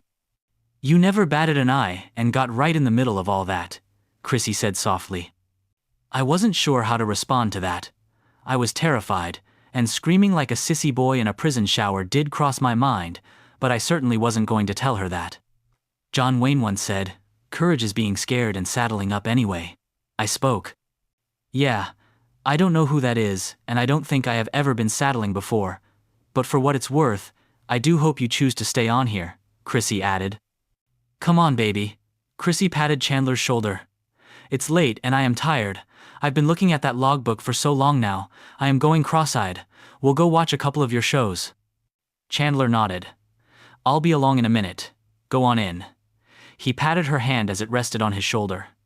The affection that radiated between the two was so deep that I could feel their connection.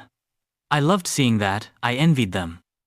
I think everyone, no matter where they are or what you are, deserves to experience a connection on that level at least once in their life. Chandler and I sat there on the edge of that porch and finished our lagers. We stared out over the closed bar and relished the silence together. Chapter 28. Ridiculous Losses. "Isaac, are you up there?" Maggie called up from the ground floor. "I am headed to the big house. Come on, I have to lock up," Maggie added. "This has been fun, thank you," I said as I stood and stuck my hand out to Chandler. I helped pull him to his feet, and he gave me a grin. "Good night, meatbag," he said, and headed for the door. I made my way down the sketchy fireman's ladder without falling. As I reached the ground, Maggie lifted the glass the sconce on the candle and blew it out. The lights faded down to nothing. The only light in the place was a soft glow coming from the seams of the birdhouse door. It was enough to see, but just barely. I stepped up my speed, just a little, to get up beside her. My footsteps echoed off the desolate bar as we walked. Chrissy said they were going to watch their shows. "Can they pick up cable television in here?" I asked. Maggie held the front door open for me as I walked out. "No. The signal won't go through the portal barrier, and you can't run traditional cable." "What could they possibly be watching then?" I asked.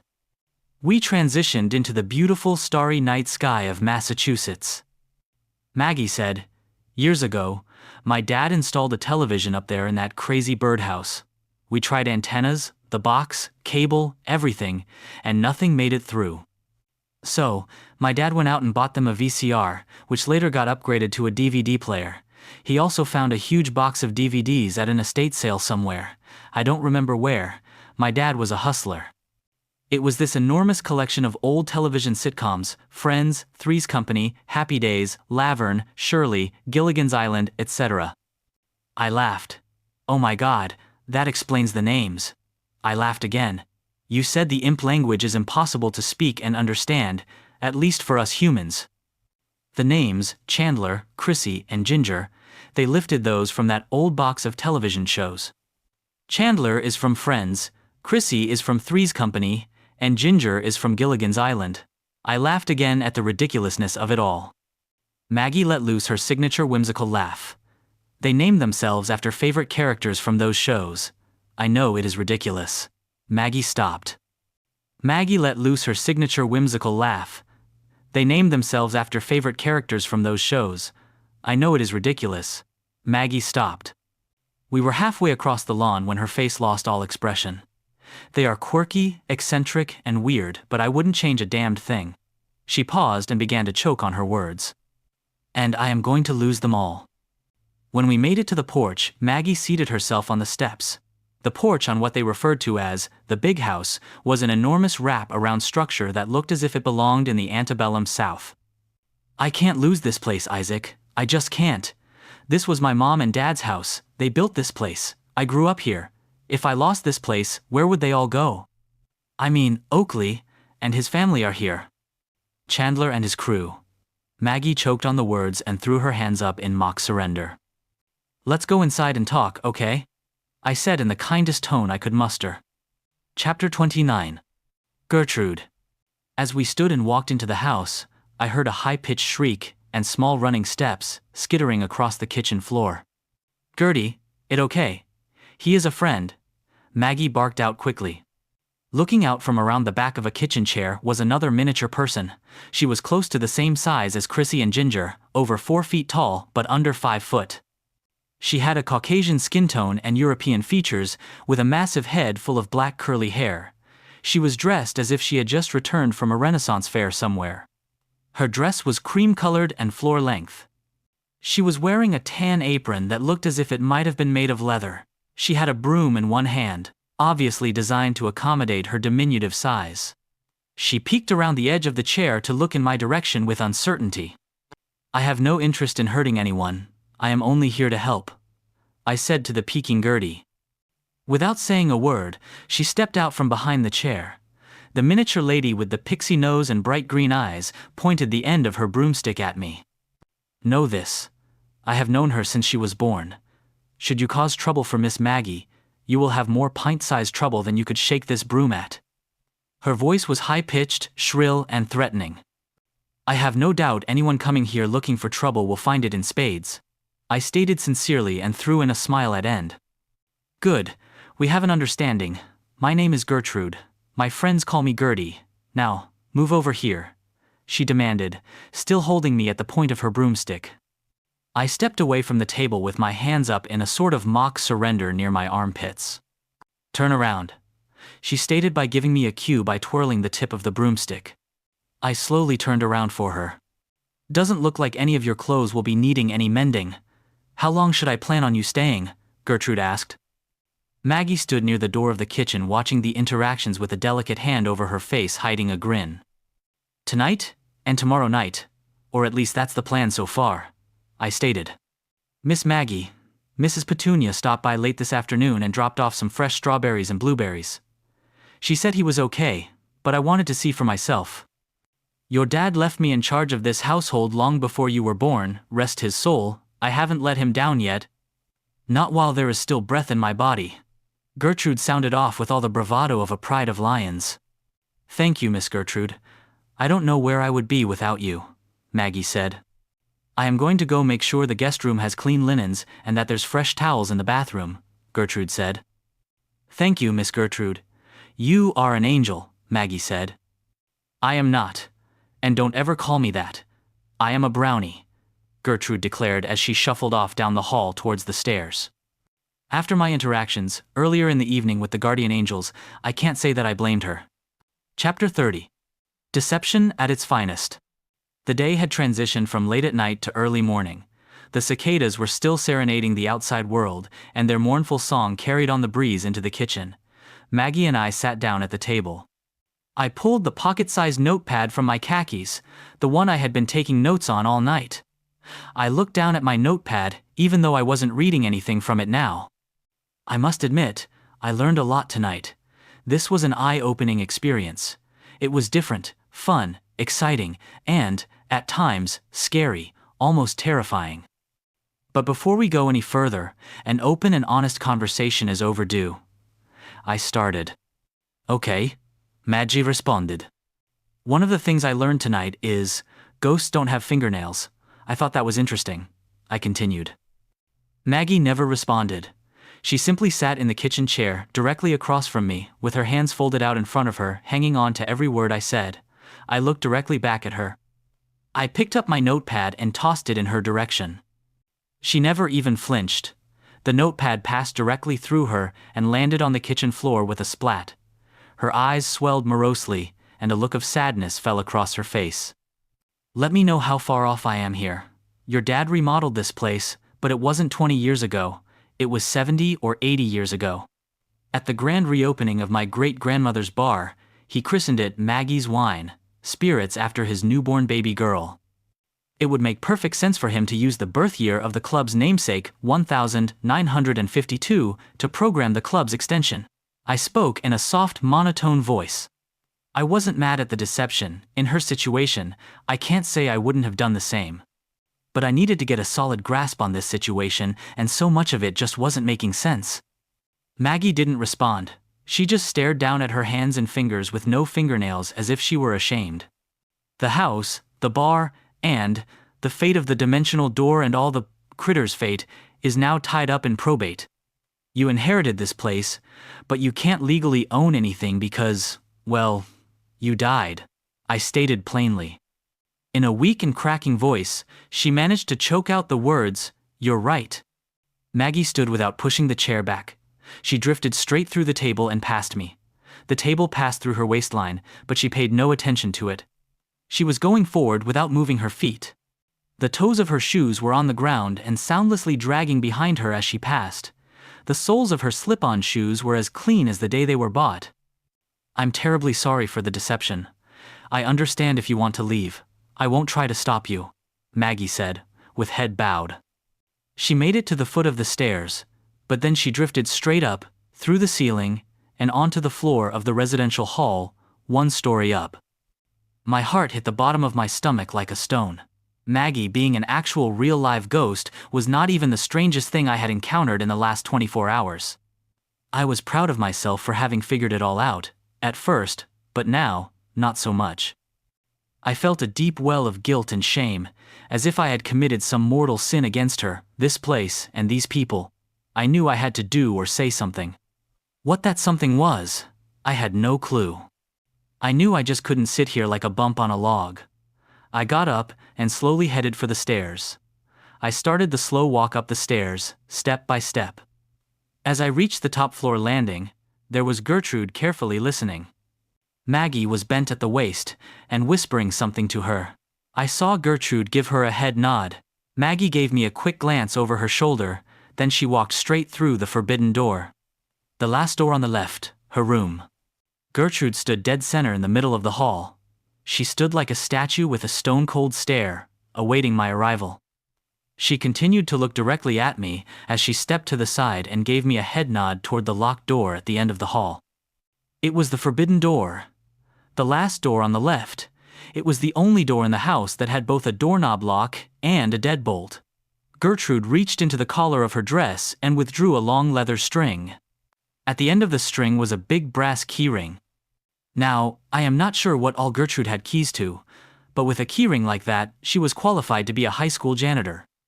Gertrude walked down the hall, key ring in hand, and motioned me to follow, which I obediently did. The antique locks were eye level to her as she inserted one key, then another with precision. The lock sounded off with a clack, then the door creaked as she pushed it open. It squealed on its hinges as she stepped back out of the way and motioned me in. Chapter 31. Personal Prison. I walked in cautiously. There was a single, vintage brass bed to the right that was decorated with a delicate handmade quilt patterned with soft pink fabrics, matching pillows, a matching bed skirt, all trimmed out with lots of lace. There was an antique nightstand beside the bed, with an old round clock and a book sitting atop it. The clock was the kind with 2 shiny brass bells at the top. The antiquated hands of the clock were frozen at 7:55. The book next to it turned out to be a first edition printing of Charlotte's Web by E.B. White. The hardwood flooring throughout the house extended into this room as well. The center of the room held a massive Berber area rug as white as freshly fallen snow. An old television sat across from the bed, with its 2 hand-turn knobs and aluminum antennas jutting out from the back. A framed picture of Elvis Presley sat on a shelf above the television. It was signed in ink pen, but the ink had begun to fade with time and was illegible. Next to the king was the exact same purple and gold vase I had seen in the attorney's office. I realized it wasn't a vase, it was an urn. Again, Chandler's words from earlier came streaming back to me. Ghosts develop attachments to certain objects. Maggie was standing in the center of the room, facing me as I walked in. Her face looked hollow and vacant with a total lack of expression. She just watched as I picked up the copy of Charlotte's Web. I am, after all, a book nerd with notable accolades, the Lakeside High Book Readers Award. My mother got me that. It was published for the first time on my birthday. Maggie stated somberly. October 15, 1952. That makes you a Libre if that means anything to you, I responded. Not really, Maggie replied emphatically. I was born with cerebral palsy. I spent 24 years as a prisoner in my own body. Maggie turned away from me. Pink curtains with white lacy shears, yellowed with the passing of time, adorned a nearby window. She tugged at a white linen sheet covering something near the corner of the window. As the sheet fell to the floor, it revealed an old wheelchair. It had gray rubberized wheels with lots of chrome. A pink knitted blanket was draped over the back and cascaded down to the footrests. I had a heart attack. The ambulance crews tried to save me. Brutus, the Reaper you met tonight, came for me. I had been in and out of the bar numerous times and gotten to know him. He stood right about where you're standing. I watched as the ambulance guys worked on my twisted and broken body. My mother stood over there. Maggie pointed to a spot over near the television. I remember her standing there holding one of Dad's handkerchiefs to her mouth and sobbing. Brutus just stood there. No one else in the room could see him, just me. As I watched them giving my body CPR and chest compressions, Brutus said, "It's up to you, kid." I knew I couldn't go back. I couldn't go back to my own personal biological prison cell.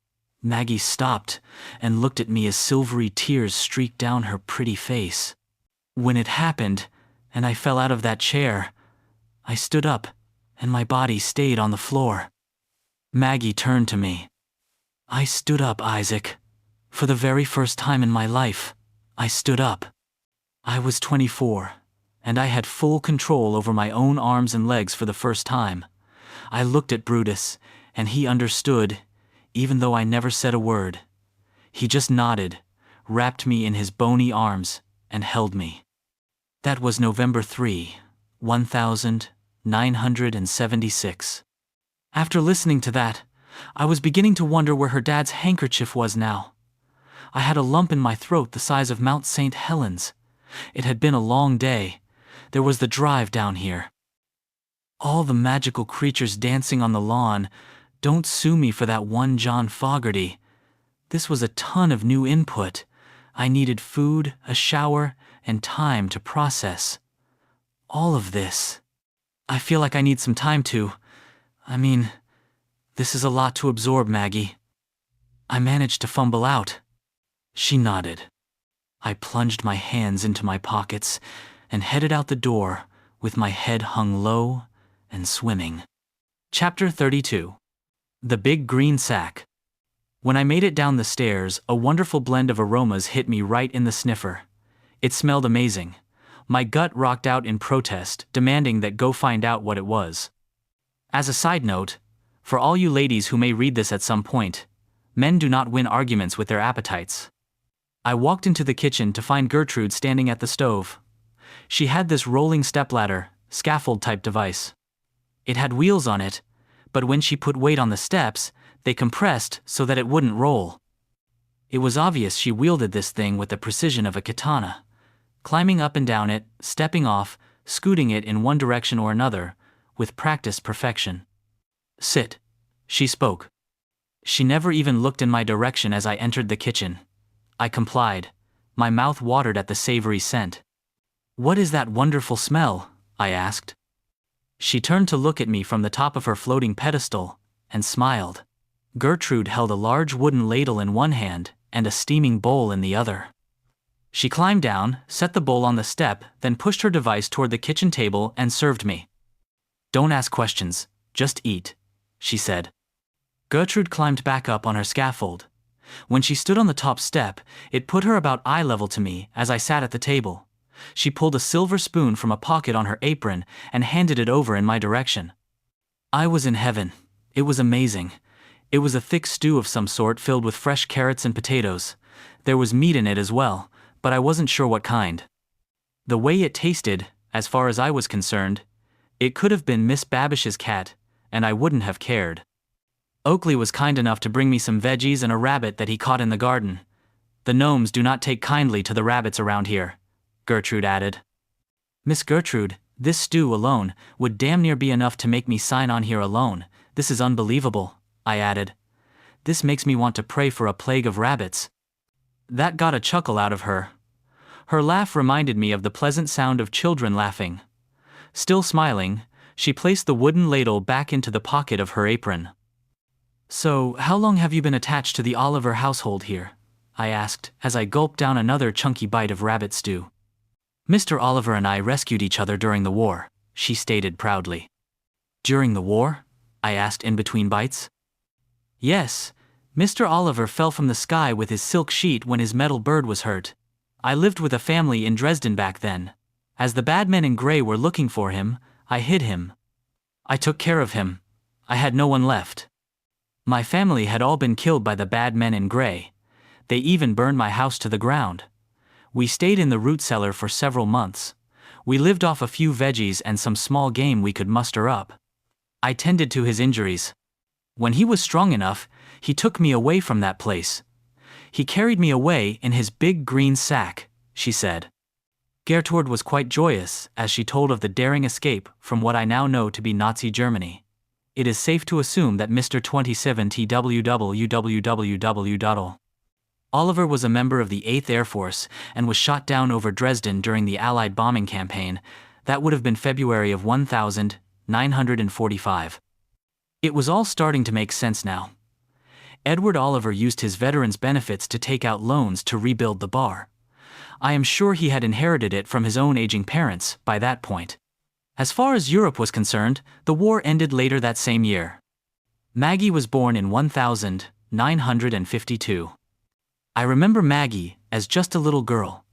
Gertrude smiled at the memory. Sitting right there. She pointed to a spot at the table. Laughing and smiling as best she could. I used to feed her myself, you know. Do you know why she chose you, Mr. Bishop? She asked.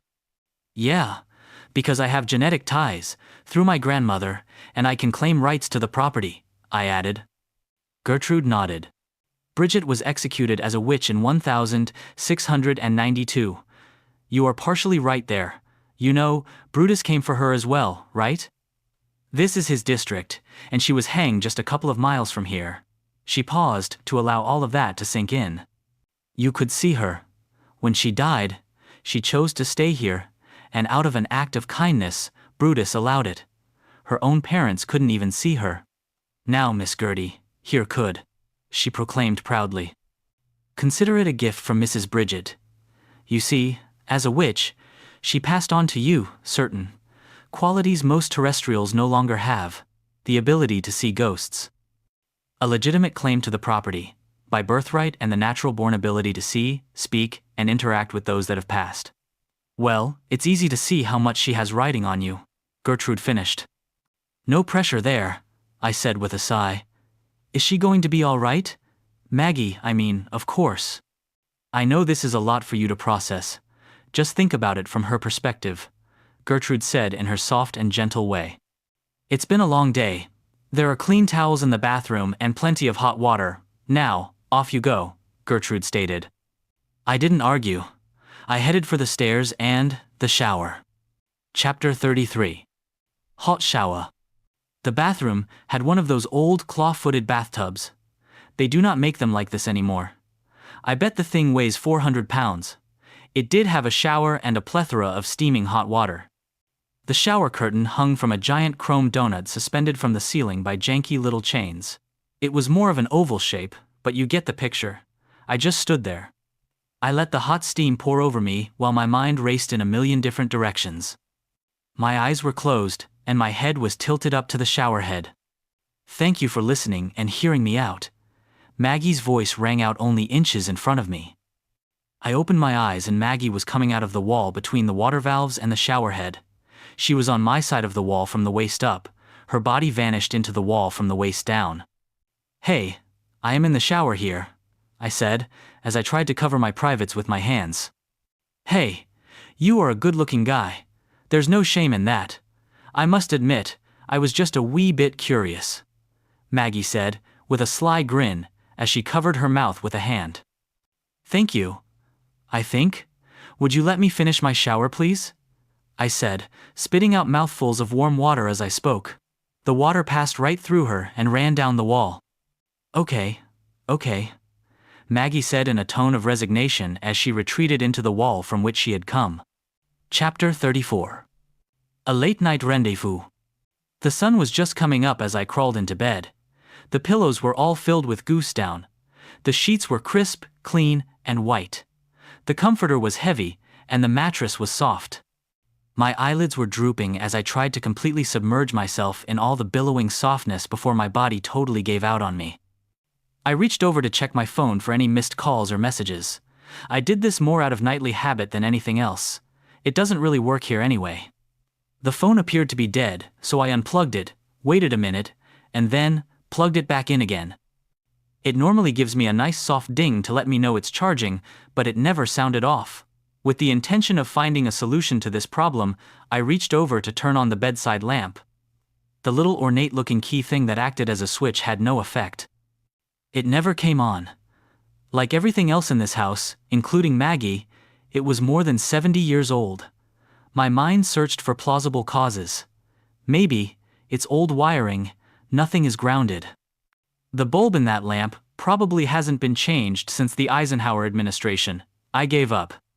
I no sooner got the last of the thick blankets pulled up over me than I was out like a light. I am not sure how long I had been asleep. I know it felt like about 15 minutes when I felt part of the bed shift. It was as if something was putting weight on part of the mattress, and I was shifting towards it. I opened my eyes. It took me a second. I questioned my own eyesight. Was I only tired, or was I seeing what my brain was telling me I was seeing? I wasn't sure. "Hi, is there room enough for two in this bed?" Maggie asked. She was sitting at the foot of the bed, wearing a black, lacy nightie. As sheer robe hung open, revealing a bra made of the same see-through black material. She put her hands on the bed, near my feet, and pulled herself up. As her knees made the bed moved under her weight. Maggie began to crawl towards me, and I could see the curves of her butt, over her shoulders. "How are you doing this?" I asked. "You're a ghost," I asked, trying to absorb what was going on. Maggie laughed. "You silly goose, you haven't figured that one out yet? I thought you were smart," she stated flirtatiously. My eyes went wide. I struggled to think of something. I mean, yes, Maggie was a good-looking lady, especially considering she died 50 years before I was born. "Let me clue you in," Maggie said as she continued to crawl towards my face. "The house is a Faraday cage. That's why no electronic devices work here. It's also why I can take on a more solid physical form as long as I am in the house." She whispered the last part to my face. She was on top of me now, separated only by the thick blanket between us, covering me. Maggie began to claw at the edge of the covers up around my neck. "I know you are in there somewhere," she stated playfully. "What would you like, Isaac? Don't you want to play with me?" Maggie giggled and gave me a mock pouty smile. I felt relaxed as she spoke. There was, "Welcome to AI speech. Create natural, expressive voiceovers in seconds, perfect for videos, podcasts, and more." There was no more angst. There was no doubt. I wanted her. I could feel myself getting aroused. Chapter 35. Proper nighttime apparel. "No, he doesn't, but I do," a voice shouted from the door. An all too familiar flash of light burst from the entrance and hit Maggie's black camisole robe. The nightie smoldered. Maggie screamed out in pain. Small trails of smoke rose up from the back of her scorched gown. I saw Ginger in the doorway, and another flaming golf ball-sized wad of fire ready in her hand. As a rule of thumb, always pick on someone smaller than you. Ginger barked loudly. With that, she fired off another burst. This one was obviously aimed right at her head. Maggie dodged and it missed. The fireball hit the old burlap and lace lampshade. It burst like a torch, smoking the hair on the right side of my head. I was in shock. No words came to me. Maggie rolled off me and hit the floor between the bed and the wall. For a few seconds she completely vanished into the gap, then she popped up quickly. Is that the best you got? Stupid pyro parlor tricks? Maggie taunted, as she took off what was left of the camisole. Her voice was loud and hard.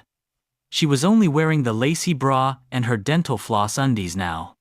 Ginger was standing in the entrance of my temporary room. She had on her black halter top and a pair of Joe Cool boxers. I could see the Joe Cool logo printed across the wide elastic stripe around her waist. The boxers were black, with a neon yellow smiley face that had a protruding tongue from a thick black-lined mouth on their front. It was apparent that the smiling face was originally intended to be across the backside, but due to the tail through the fly hole, they were being worn in reverse. It was the first time I had ever seen her wear anything that wasn't black. I was honestly glad to see that, but at this moment in time, proper nighttime apparel was not my immediate concern. The flaming lampshade was now catching the drapes. The heavy smell of kerosene permeated the air. Ginger was sweating already. Ginger jumped up into the air a few inches, kicked her feet back, caught herself in a push-up position. As she did this, she launched a kitchen chair over her head and through the air that had been wrapped in her tail. The chair sailed at breakneck speeds and nailed Maggie in the upper chest. Maggie flew backwards to crash into the nightstand, containing one flaming lampshade. The lamp and its smoldering shade wobbled back and forth before finally falling into the heap with Maggie. I flipped my covers off and flew to my feet. My own white boxers were forming a teepee, see previous paragraphs. No further description will be added so as to maintain the illusion I am a good and decent human being. Ginger, what are you doing? I yelled. Stop! Back off, That's not Maggie, Ginger yelled in return. Chapter 36. Mournful Fear versus Primal Rage. Maggie managed to make it to her feet. Her eyes were welled up with tears. Isaac, those imps, they've turned on us. They rebelled against the Dark Ones. The angels want nothing to do with them. They can't be trusted. Dad told me years ago this was likely to happen. You have to help me before they kill us all, Maggie said in a begging tone. She put a hand on each side of my face. Her hands were warm to the touch as she attempted to maintain eye contact. One of her manicured fingernails raked my earlobe. Chandler's words sounded off from the little voice in the void of my own mind. Look at their hands. Ghosts don't have fingernails. You see, a ghost is a memory. Like all memories, they are never quite perfect. Most of the time, it's the fingernails. No one really knows why. Time seemed lethargic as seconds dragged into minutes and minutes felt like hours. The fire from the lampshade had died. The curtain was no longer flaming, just smoking and smelling awful. Maggie's eyes turned from mournful fear to primal rage. My face gave it away. I saw through the deceit, and she knew it. Her eyes filled with inky blackness. Her pupils and sclera were gone, replaced by hollow voids as black as coal, much the same as Brutus. You. Maggie's mouth opened wide as she spoke, revealing a mouthful of small shark-like teeth. I was going to harvest what I need from you, and because I am a generous entity. She let out a small giggle that sounded more like a sneer. I always make sure my partner is. Maggie paused. Satisfied with the experience. You pay me back by summoning your flying monkeys. Her voice rose higher and higher until she was screaming in my face. Maggie turned and extended her arm straight out at the bedroom door. It slammed shut. The door acted as a pinball paddle launching Ginger out of the room. I could hear her slam into the opposing hallway wall and a soprano grunt as she impacted. Now, I am going to cut them off. She glanced down at my boxers. And harvest what I need, at my convenience, right after I kill this firefly and burn this wretched hive to the ground. Chapter 37. On your feet. Maggie gripped my face with her hands and tossed me like a dog toy. I sailed through the air to hit the wall on the other side of the bed. I felt all the air leave my body as I collapsed to the floor. After what was probably only a few seconds, but felt like hours, I managed to push myself up. My ribs hurt like hell, but my erection was gone. I feel like that was the one positive note here. I looked to my right and saw a pair of blue imp legs outside the window and heard the window creak as it was slid up. Chrissy had used her wings to get up to the second story. "I think you need to chill," Chrissy yelled. I looked over at Maggie just in time to see a softball of water hit her in the face. Wet hair sailed in all directions. The impact of the water bomb wasn't quite strong enough to knock her off her feet. Maggie staggered back and managed to brace herself by placing a hand on the wall. Chrissy's dark blue wings folded slightly as she climbed through the open window. She was wearing a white dress with a slit clear up to her hip on each side. The dress had a halter-top style back, same as the others I had seen her wear, presumably to allow for freedom of wing movement. Freedom of wing movement. What person in the world ever thought they would be using that phrase in a sentence, but it seemed to be a requirement for any quality imp fashion line. Her blonde hair was currently done up in matching ponytails on each side of her head. Combined with her height of under 5 feet tall, the ponytail gave her a deceptively childlike appearance. Chrissy looked down at me and pointed her open palm in my direction. It was obvious what was next. I was scared, and I had started to question who was on my side. A much smaller water ball hit me in the chest. All I could smell was salty ocean water. "If you want to live, get up, get on your feet," Chrissy barked out. "Wrong," Maggie screamed. "Have a seat and enjoy the show." Maggie pointed her finger at the chair that Ginger had thrown. Then, she pointed that same finger at me. The chair flew across the room with even more velocity than Ginger had launched it. I managed to stop the chair from killing me outright by holding up my hands and taking away some of its momentum. The force still slammed me back into the same spot, on the same wall, and back down to the same spot on the floor. "Out you go," Maggie screamed and pointed at Chrissy. The noise of shattering glass echoed as Chrissy was sent sailing backwards, busting out the top part of the window on the way through. As she tumbled awkwardly through the window, her wings began to expand and flap. Maggie wasted no time. Soaking wet, in seductive lingerie, she stormed toward the bedroom door and yanked the knob to pull the door open. "Your turn, you little pink bitch," Maggie yelled. I was struggling to stay conscious, but I knew I had to do something. But what? How was I supposed to stand toe-to-toe with a demon? Was this what that really was? I had no answers. I knew the imps had come to my rescue, and now the tables had turned, and they were in serious peril. I was laying on the hardwood floor in a pool of salt water that was quickly reddening with droplets of my own blood. My chest and hair were soaking wet. Although I didn't know it at the time, the chair broke when it hit me. It had also broken my nose in the process. Adrenaline is a powerful thing, I must say. The bedroom closet door was only a few feet from me. I had never bothered to open it. I only brought my computer satchel and an overnight bag. The bedroom closet opened, and lo and behold, Gertrude and Chandler came rushing out. Over their shoulders I could see a black void in the back of the closet wall that looked to be a dumb waiter. Chapter 38. The worst kind. Gertrude got to me first. Chandler followed close behind. "Check on him. Get him up and moving. I need to get the power back on so we can get Maggie back," Chandler stated. "We have to help Chrissy and Ginger," I said, spraying tiny blood dots as I spoke. With a crashing noise and more shattering of glass, a blue streak flew past us. Chrissy shot back through the same window Maggie had thrown her out of, knocking the remaining glass out in the process. She came through the window like a jet fighter on a mission. Her feet hit, and she took a series of running steps to break her momentum. Without even looking in our direction, Chrissy stomped forward with the determination of a prizefighter. "My girls can handle themselves," Chandler mocked. "You did good by calling us, Gertie. We owe you one," he continued. "I am a brownie, and this is my house." She spoke out excitedly. "Nothing comes in and out of this house without me knowing it," Gertrude stated bluntly. "How do we stop Maggie?" I asked. "It's not Maggie, it's Filova, the succubus you met earlier tonight. She just took Maggie's body." "She was offering you something she thought you already wanted," Maggie. Chandler stared at me in contemplation for a few long seconds. Do you want Maggie in that way? I looked at them both, dumbfounded. If you're asking me if I would like Maggie to dress up all sexy and stuff, then rip out my soul through my balls, then the answer is a hard no. I paused. Besides, Maggie's dead, and that makes it necrophilia. It's gross, and a felony. Well, the whole soul-sucking thing is not exactly how succubae function. You see, Filova would only suck. Chandler began to explain before I cut him off.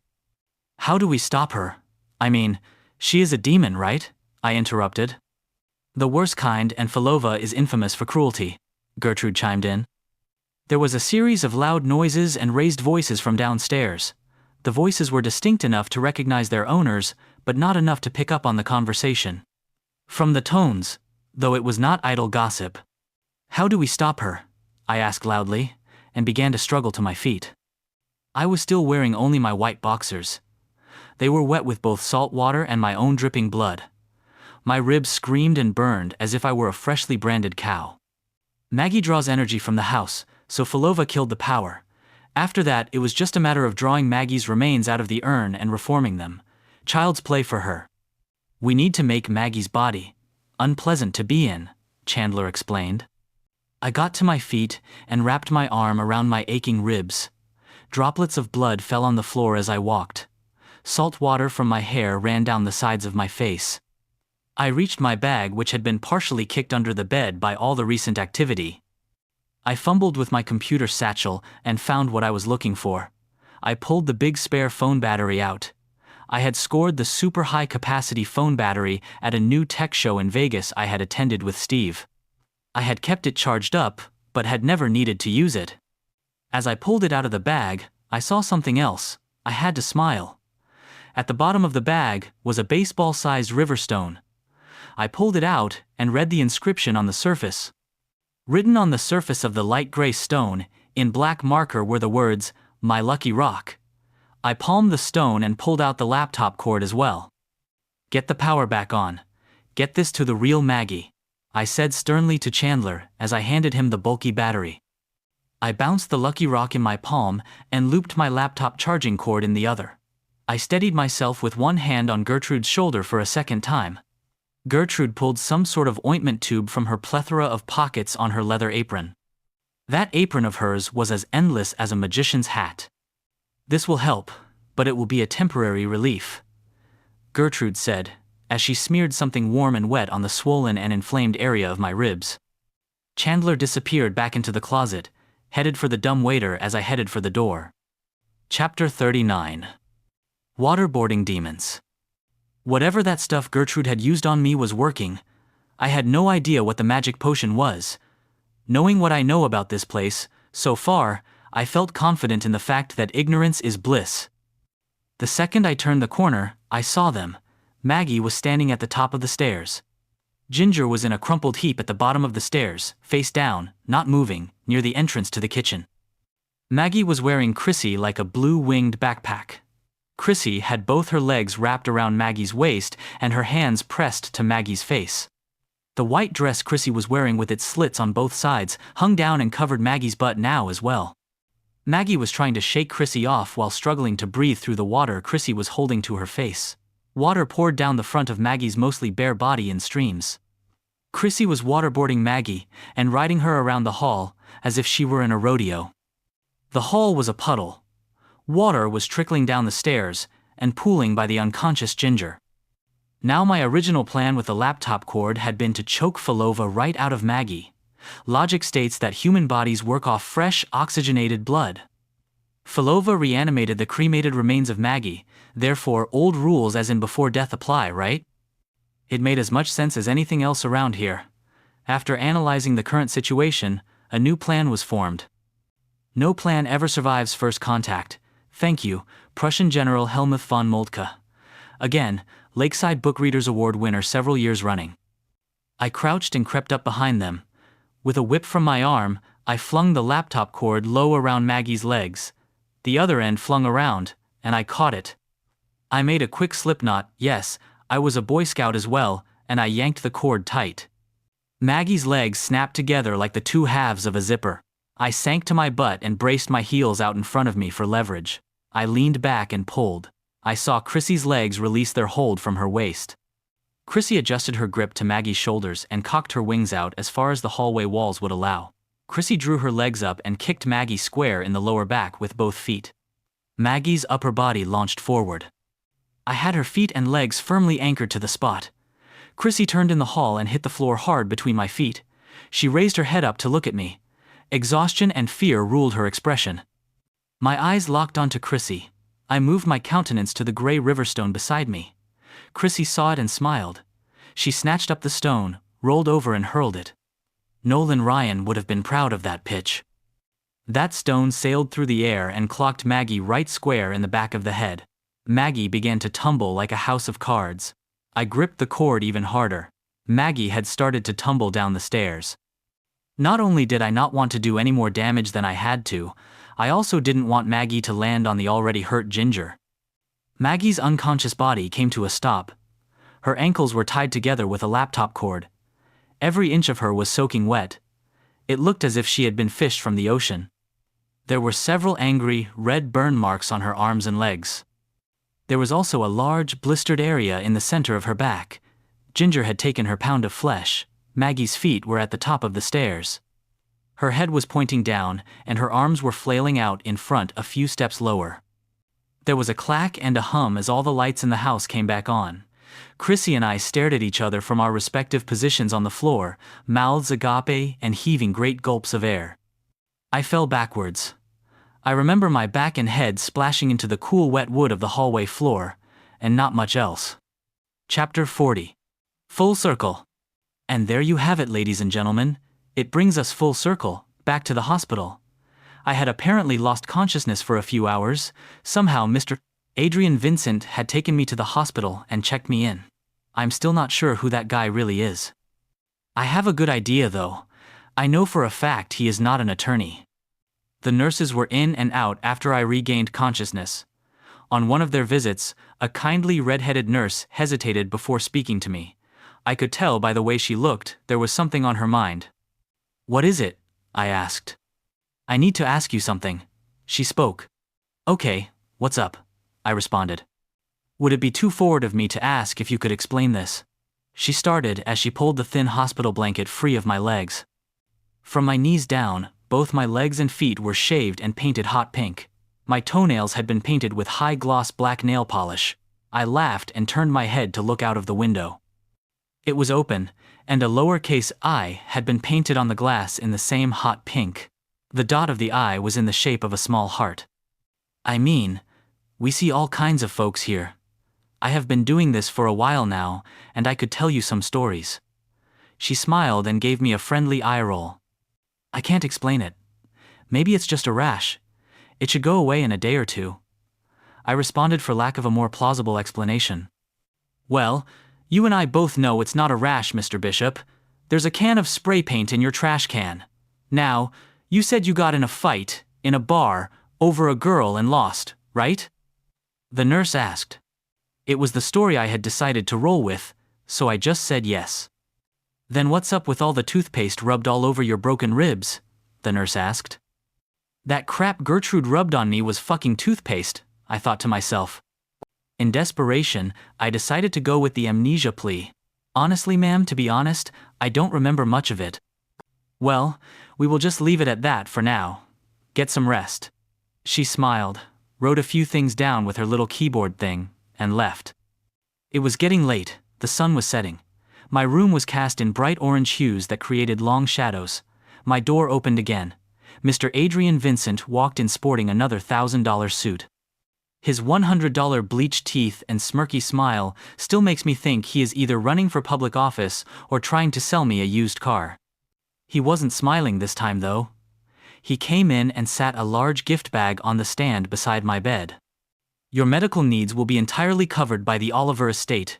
For your compensation, I have something for you, Mr. Bishop," he stated coldly. He reached into his breast pocket and pulled out a thick manila envelope and sat it on the stand beside the gift bag. "You will find your agreed salary pro-rated for the weekend, in full, even though you did not work Saturday. I have also enclosed, upon Miss Oliver's request, a compensation check for your troubles. There is also some legal paperwork in there for you to review at your leisure, should you decide to sign on with said estate. No rush, take your time. When Mr. Vincent finished, he waited for a few seconds, then, when I didn't respond, he turned to go. Wait a minute, I responded. I know you're not an attorney. He turned on me and smiled. You're right, I'm not. He never added anything else, he just left. I chalked it up to a step in the right direction. Chapter 41. Visiting hours. The large gift bag Mr. Vincent dropped off had a cartoon image of a llama with a thermometer sticking out of his mouth and the words, "Get well soon," scrolled across it in a pastel cursive font. I was about to peek inside the bag when the bathroom door opened, and Maggie walked out. Don't bother. You already know what's in there, Maggie said. Maggie was wearing her business suit. It was the same one she had worn for my initial interview. Black slacks, with a matching jacket pushed up to her elbows and a bright white blouse. I stared at her in amazement. I was honestly shocked to see her. The last time I had seen her, she was a raging, nearly naked lunatic hell-bent on raping me, killing my new friends, and burning down the big house. As I think back about everything that happened in that house, the big house, as they call it, I decided that I don't really like that term. The title is way too antebellum South for my taste, so I decide that if I do sign on, I'll add changing the house name to my list. Maggie interrupted my reverie. Falova shut down the power in the house. I couldn't muster enough energy to even manifest. It was like being back in that chair. She choked on her words. Now that you know everything and given what happened, Maggie swallowed hard. All I can say is thank you for everything and, well, I'm so sorry just feels like it falls short, like it's not enough. It's all good. I got a couple of bruised ribs, a knot on my head, and a handful of stitches, that's it, I said in an attempt to lighten her load a little. Besides, chicks dig stitches, makes me look tough. Maggie grinned a small smile. There were tears on her cheeks, but when they fell, they never left wet marks on either the floor, my blanket, or her clothes. Like everything else about her, they were an illusion, a memory if we roll with Chandler's explanation. The imps stopped by to see you earlier. Chandler said you were still out, and they didn't want to wake you, Maggie added. Yeah, I know. I replied, and whipped the covers off to reveal my pink legs and black painted toenails. Maggie burst out laughing. I am not sure I have ever heard a more pleasant sound in my life than Maggie's laugh. The sound of it alone makes me feel better than any of the pain pills that nurses keep bringing me. Her laugh. I know this may be the strangest thing I have written in here, but her laugh, it feels like home. I think they like you, she said amid her laughter. They painted me, with spray paint. The can is in the trash over there and check out the window. I laughed with her as I pointed to the open window with the graffitied lowercase I. I would hate to see what they do if they didn't, I snapped back. They said they were going souvenir shopping. That's a little concerning. Chandler has been to the terrestrial zone before, but Chrissy and Ginger, not so much so they wanted to check it out, Maggie stated. So, what's your plan? I asked, as I changed my tone to a more somber note. Maggie shrugged and tossed a hand in the air. She walked a little closer to my bedside. Her eyes were filled with worry and concern. It was as if she were Atlas himself with the weight of the world bearing down on her. Mr. Vincent will be back in about an hour. He's going to take me back to the big house. Maggie nodded towards the urn in the big llama gift bag. As for the rest of my plans, I don't know. I mean, I guess a lot of it depends on the decisions you make. I want you to make the decision to stay or go on your own. I want it to be something you want to do. Please don't do this for my sake, for Gertrude, Oakley, or Chandler and the girls.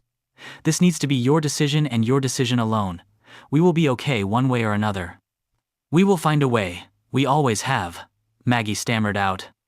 I have a package here from Mr. Vincent. I pointed to the manila envelope next to the llama bag. Maggie nodded as if she already knew. I am certain she did. I haven't opened it yet. I know the guy is not a lawyer. Can you tell me who and what he is? I asked. Maggie smiled and looked down at the hospital bracelet on my arm.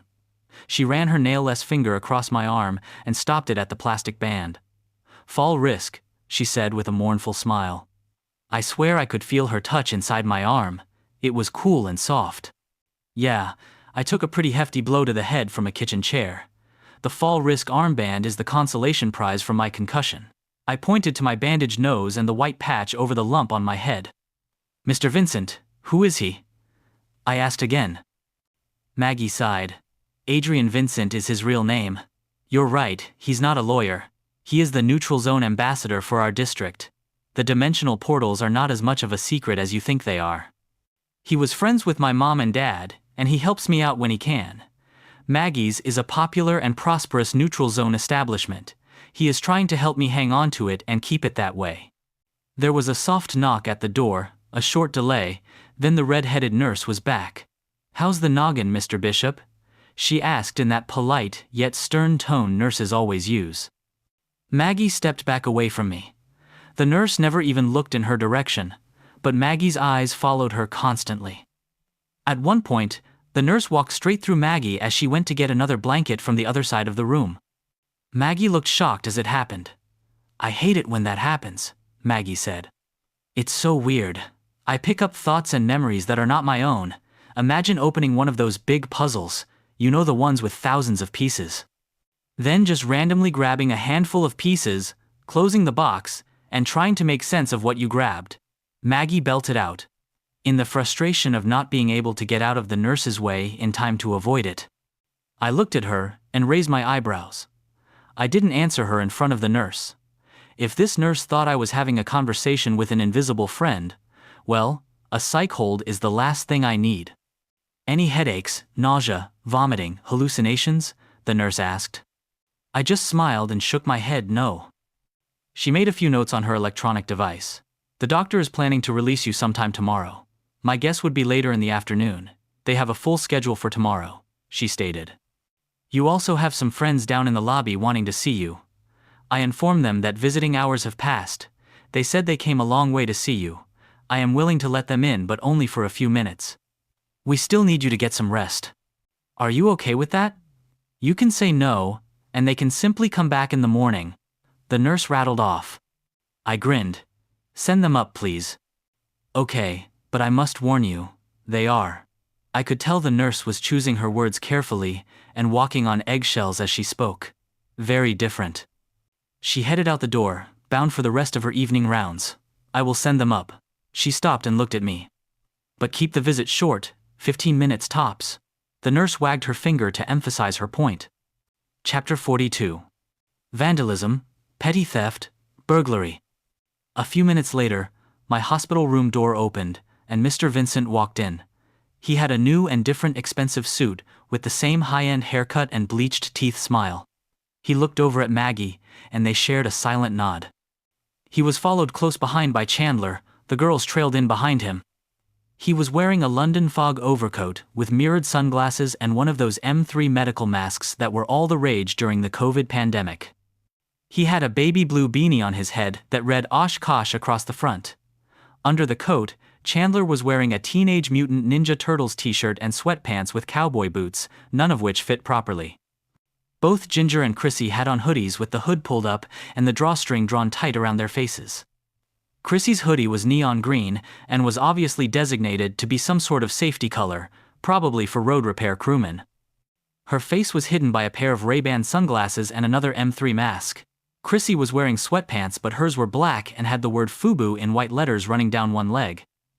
She was also sporting an old pair of Reebok tennis shoes that looked as if they were several sizes too big.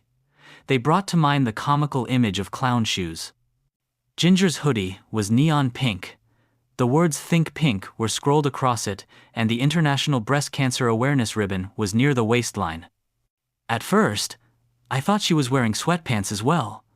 But upon closer examination, I discovered that she was actually wearing a pair of men's black thermal underwear. They were too big, which caused them to hang and bunch up oddly. The shoes she was wearing looked vaguely familiar. They were black All-Star Converses, and they were mine. She had on a pair of the octagon-framed sunglasses made popular by old women and her own M3 mask. We wore these disguises so no one would recognize us, Chandler stated proudly. I laughed. Where did you guys get all that stuff? We found it in a big metal box in front of a department store. It was just sitting there all alone, out in the concrete vehicle storage area. Chandler stated, and the girls nodded in agreement. Translation: they stole that stuff from the donation box in the Walmart parking lot. Ginger flipped her hood down and plucked the sunglasses and mask off. She stepped up to the side of my bed. It's the first time I have ever been to the terrestrial zone. It's extremely exciting. I've always wanted to go, but, well, I'm pink and I have a tendency to stick out no matter where I go. I'm okay with looking different, but Mr. Edward never wanted us to draw unwanted attention. He always said anomality is our best defense. In recognition of her first trip to the terrestrial zone, she wanted to go souvenir shopping. Show him what you found, Ginger.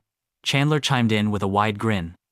Ginger held up this giant canvas shopping bag for display to me. Check this out, Ginger said excitedly as she plunged a hot pink hand down to retrieve its contents. Ginger's souvenirs ended up being a toilet brush, a mailbox, complete with the white vinyl stickers spelling out the address from which it came. Frank Lemming's bowling trophy. From 1984, whoever that is, and a coffee cup from a Denny's restaurant. I'm not sure what all this stuff is, but I thought it was way cool, Ginger chimed out. As she spoke, I noticed something else odd. Are you missing some teeth? I asked Ginger. Oh yeah, that happened when Falova kicked me down the stairs. But I am an imp, and our teeth grow back. Ginger retorted, as if it were no big deal. A swell of guilt hit me like a truck. These imps had come to my rescue. I'm not sure what would have happened had they not been there. I decided not to dwell on that. What happened? I mean, like after I blacked out? I asked. Falova attached herself to an object. It took us a while to find it, but Gertrude eventually did, and saved the day. It was a lipstick tube that was in your pants pocket. But don't worry, she is in a world of shit right now, Chandler said. You mean, she is going to get reported to the Neutral Zone Council and potentially banned? I asked. No, nothing like that. Fuck those guys. We don't get involved with them unless we have to. We like to handle all our affairs in-house, if you know what I mean. We put the lipstick tube down the shitter hole in the outhouse, Chandler said proudly. If Falova decides to use that lipstick tube to manifest herself into the terrestrial zone again, well, it's going to be gross. I laughed. I knew I had to get Mr. Vincent to take all these guys home. Their souvenir collecting looked more like vandalism, petty theft, and potential burglary. Mr. Vincent must have been on the same track because it happened without my prompting. Guys, let's wrap this up.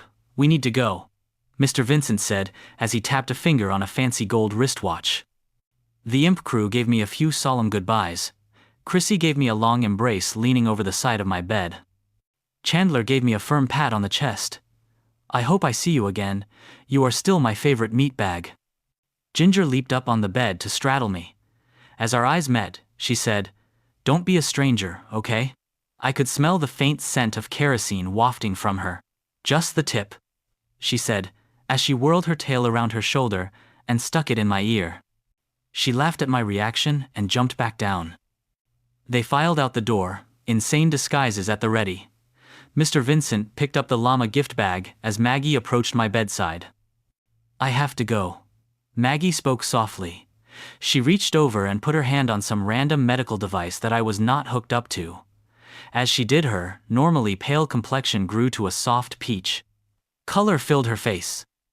Her cheeks and lips went to a rosy shade of pink. She leaned over me and kissed me. Her skin was cool to the touch as she pressed her lips to mine. The machine she had her hand on began to bleep out a slow, methodical dying noise. I hope I get to see you again. Really, I do. Maggie followed Mr. Vincent out the door, but completely vanished once she stepped into the hall. Chapter 43. Les Bones. It had been 6 days since Maggie had said goodbye to Isaac. Mr. Vincent had informed her that he had, indeed, been released from the hospital with a clean bill of health. She had sent Isaac a couple of emails, but he hadn't responded. She couldn't really blame him. After all, a demon using her body had tried to rape and kill him. Who in their right mind would come running back to ask for more of that? The old Honda Civic, parked out in front of the white picket fence, was gone. Presumably, towed back to town. Maggie headed for the bar. It was business as usual. She just couldn't shake the sense of gloom in the air. Oakley greeted her and made it a point to show off his brand new tulip beds on both sides of the old outhouse. Maggie knew he had put them there in honor of Isaac's grandmother. She smiled at the beautiful blooms, so large and colorful, and fought back a tear at the same time. Maggie worked the door with the specialized key and stepped into the bar. "It's about time you got here, lazy bones," Isaac snapped off. She stopped dead in her tracks and stared with her mouth wide open. "I had to Uber here. My car is being detailed because someone pissed through my sunroof," Isaac said. "Hey," Chandler barked out, "you can't prove it was me." Isaac stood in the center of the bar. All the tables and chairs had been pushed to the walls. Cowrie sat on the floor with his back to the bar. He had his knees drawn up and was resting his forearms on them. Ginger was sitting on the surface of the bar, with her feet resting on Cowrie's shoulders, braiding the long black hair protruding from the top of his head. Gertrude was standing on the far corner of the bar, leaning against the wall. Chandler and Chrissy were sitting on the birdhouse porch with their feet dangling off. Oakley and Petunia were nearby. They sat cross-legged in the center of one of the tables along the wall. Mr. Vincent was to the right of the door Maggie had just entered. He sat there, in his business suit, with his leg in a figure-4 position, and his arm draped over the chair nearest him. Speechless, Maggie struggled to find some words but found only a lump in her throat and a couple of tears, so she simply had a seat next to her father's oldest friend, Mr. Vincent. "I hope you don't mind. I let him in," Mr. Vincent whispered into Maggie's ear as she seated herself next to him. She smiled and fought to hold back a tear. It was neon green. Isaac snapped back and stared up at Chandler. "Okay, it was me. It's my love language," Chandler sounded off. "Send me a card or write me a letter. Your days of pissing on stuff are over. That includes Oakley's flowers," Isaac said matter-of-factly. "Fine," Chandler grumbled out. Isaac walked over to a big plastic storage bin in the center of the room. He removed the lid and reached in. Chapter 44. Lubricated Humans. "Ginger," Isaac said as he tossed a large box in her direction. Cowrie reached up and snatched it out of the air with one hand, then held it above his head for Ginger to take. "Open it," Isaac said. Ginger complied, then shrieked out in joy as she held up a pair of brand new All-Star Converse sneakers. She held up some type of black material. Confused, she set it aside and picked up a stick of deodorant. "What are these?" she asked, as she held up the deodorant in one hand and the black material in the other. "One is a pair of yoga pants. They are lightweight, form-fitting, and Miss Gertrude has agreed to help size them up for you and modify the back for your tail. The other is deodorant. It is designed to control the smell of sweat," Isaac said. "It tastes terrible." Ginger sounded off. She had taken the cap off and was licking the white substance on the top of the container. "That's because you're not supposed to eat it. You rub it on your body. When you sweat, you smell like kerosene," Isaac responded. Ginger furrowed her nose. "What's kerosene?" "It's a human lubricant," Chandler yelled out from above. "Eeh, gross. I don't want to smell like lubricated humans." Ginger sounded off in disgust. No. That's not what kerosene is," Isaac interrupted. "That's Vaseline. Kerosene is a type of fuel. You have a gland, somewhere, that produces some sort of high ethylene compound that burns. It's what allows you to do the pyro stuff. The more you do it, the more you sweat. When you sweat, you have this strong scent of fuel about you.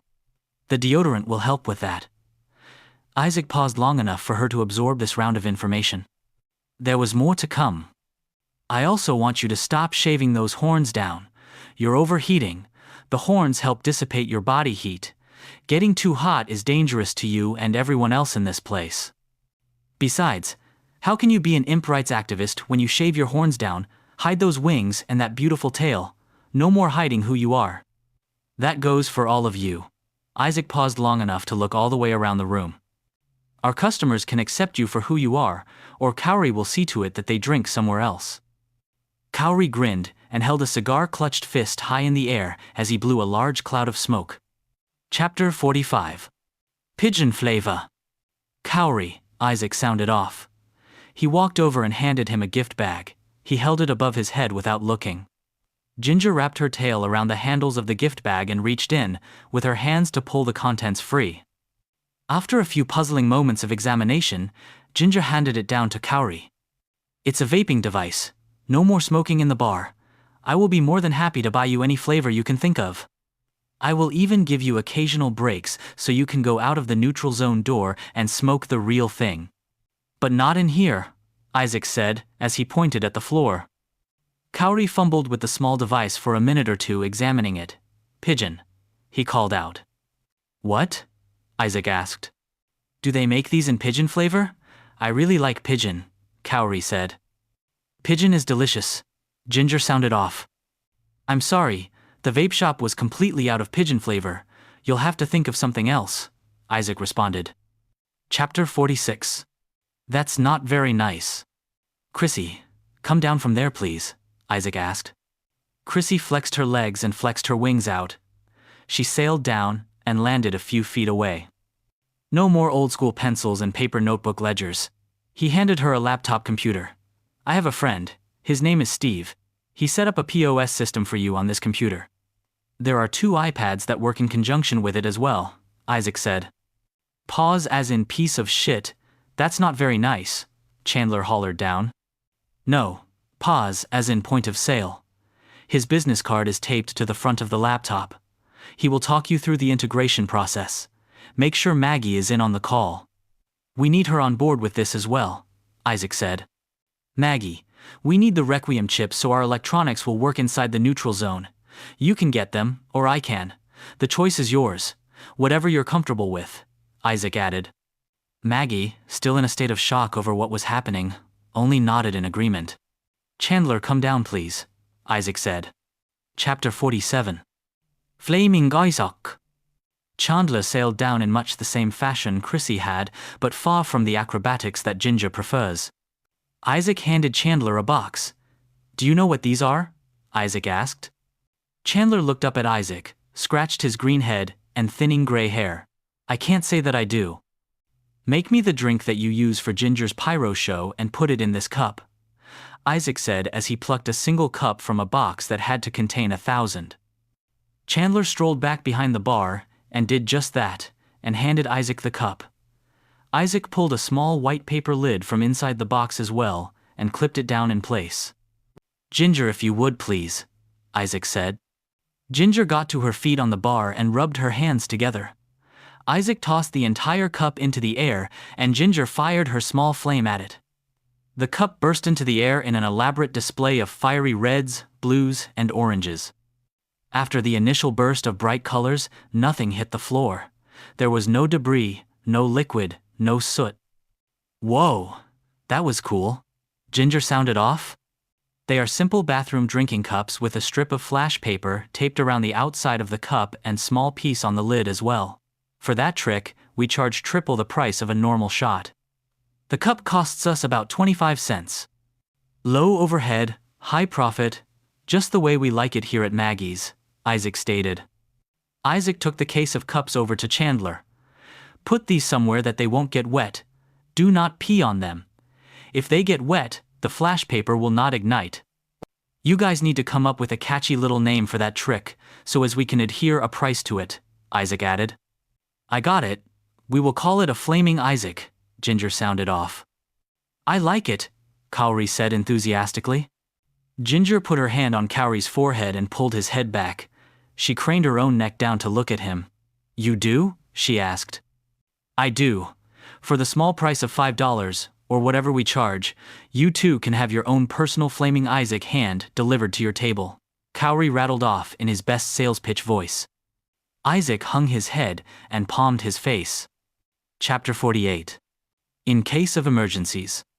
Isaac walked back to his big black plastic storage bin, still shaking his head in disbelief at the latest round of innocently attained sexual innuendos. He reached inside again. Maggie, I have something for you as well. He handed her a decorative box. It was a craft box of sorts in a cream color with images of roses all over it. Maggie lifted the lid and puzzled at the contents. Pick it up, Isaac said. Maggie reached in and pulled the big black unit out. It was slightly larger than a modern cell phone and had a little bit of weight to it.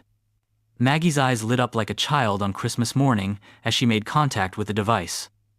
Everyone could see color draining back into her normally pale complexion as she held the device. Her eyes let off the slightest sparkle. Little electronic numbers in one corner read 100% as she touched the device, then it dropped a number or two but held steady in the 90s. It's not even commercially available yet, my pal Steve. Isaac nodded at Chrissy, scored it at a computer trade show. It is the largest backup battery ever made up to this point. In case of emergencies, it should give you plenty of juice to keep yourself manifested.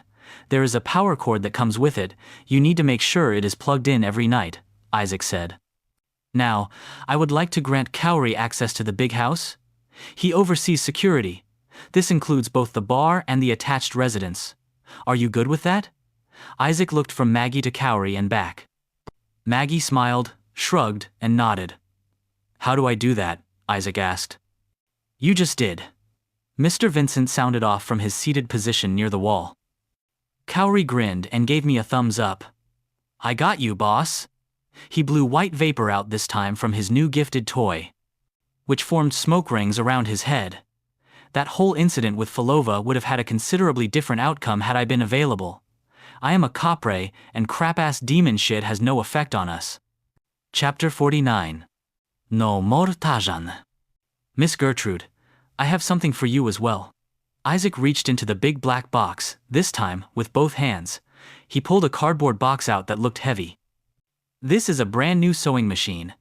Although not the latest and greatest, it is still new and will be more than sufficient to do the job, Isaac said. He pulled a large gift bag out of the box and fished out its contents. I had these shirts custom made.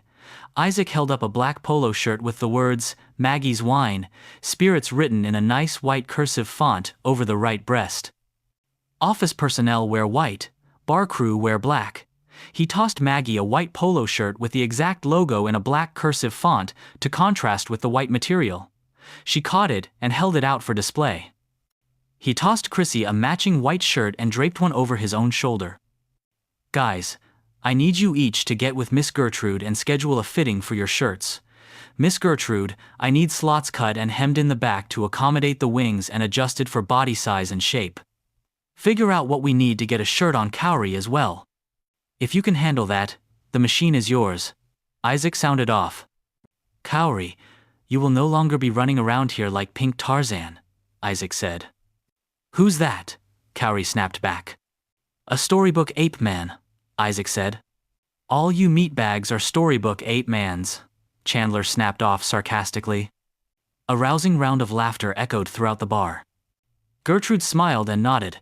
She jumped down from her position on the bar and slowly approached the boxed machine with a sense of awe and wonder. After a minute of studying the box, Miss Gertrude nudged Isaac. My friends call me Gertie. She paused. And so do you.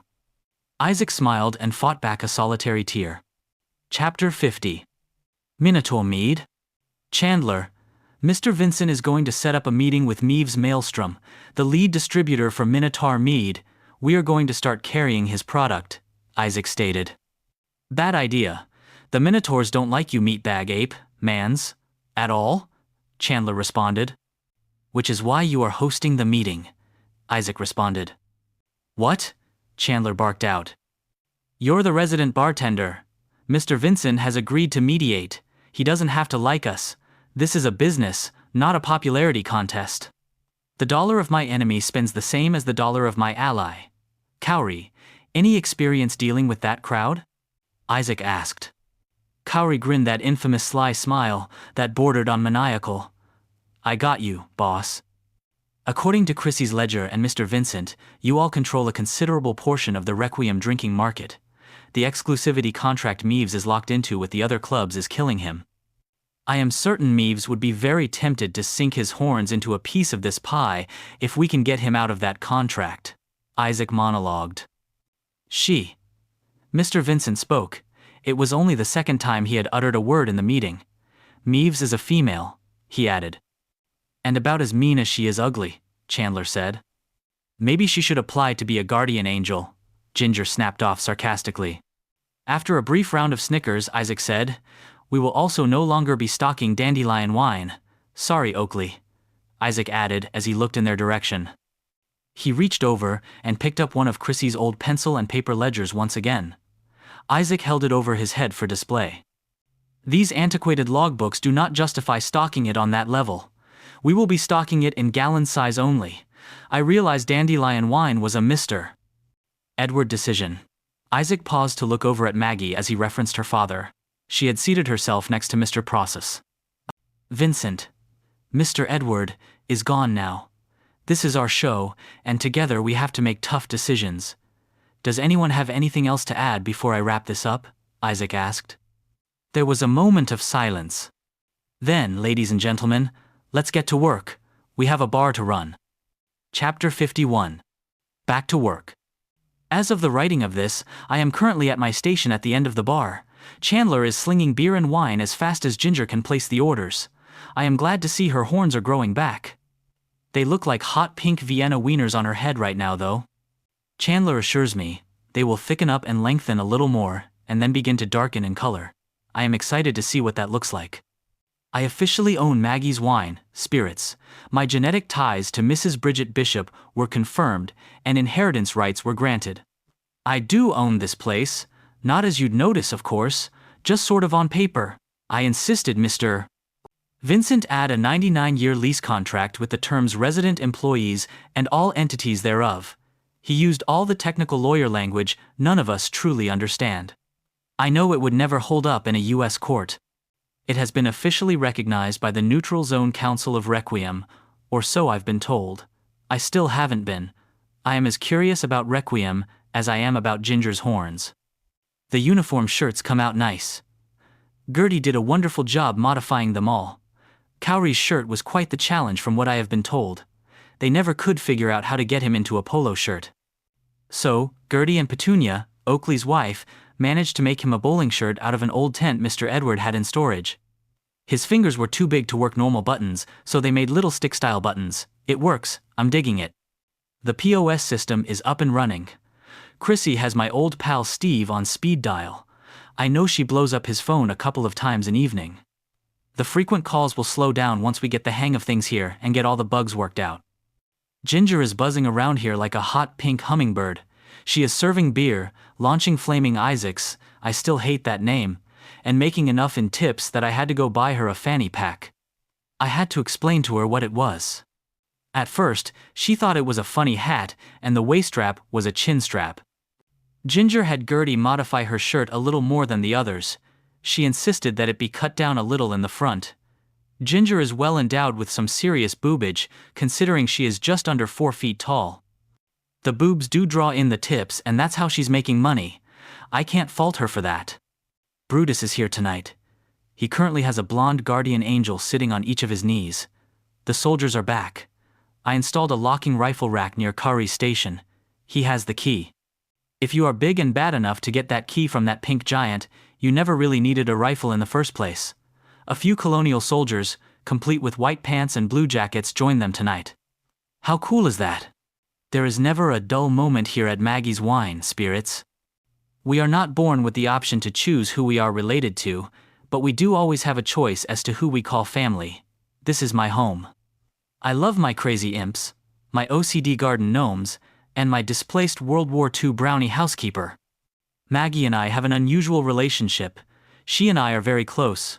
We may sneak a kiss occasionally, but not much else. She is as solid as I am, as long as we are in the bar. She is as solid as I am at home as well, as long as she is packing around that portable battery. It has become a favorite accessory as of late. Remember, the normal laws of physics don't always apply here. I also know, by definition, Maggie is dead. Were she not dead, she would be 2 years older than my grandmother. If you ever find yourself dead on a Saturday night and roaming the streets of Requiem with nothing better to do, if you're not haunting someone or something, stop in and say hi. Tell Ginger or Chandler that Isaac sent you. I need to get back to work. Take care, guys, and thanks for reading. Epilogue. Thank you so much for taking the time to read my latest work. I have put a considerable amount of time and effort into making sure this was a fun and enjoyable read. Please, take a moment to leave me a review on Amazon. As an indie author, it is the only way for other readers to know whether to invest their own hard-earned money in this story. If you are so inclined, feel free to drop me a line with your thoughts. I always enjoy reading fan mail and try to respond to all of them in a timely fashion. Criticisms, good, bad, and indifferent, are how we grow as writers. Once again, thank you for your support. Sean L. Hobbit. Scarecrow Press LLC at yahoo.com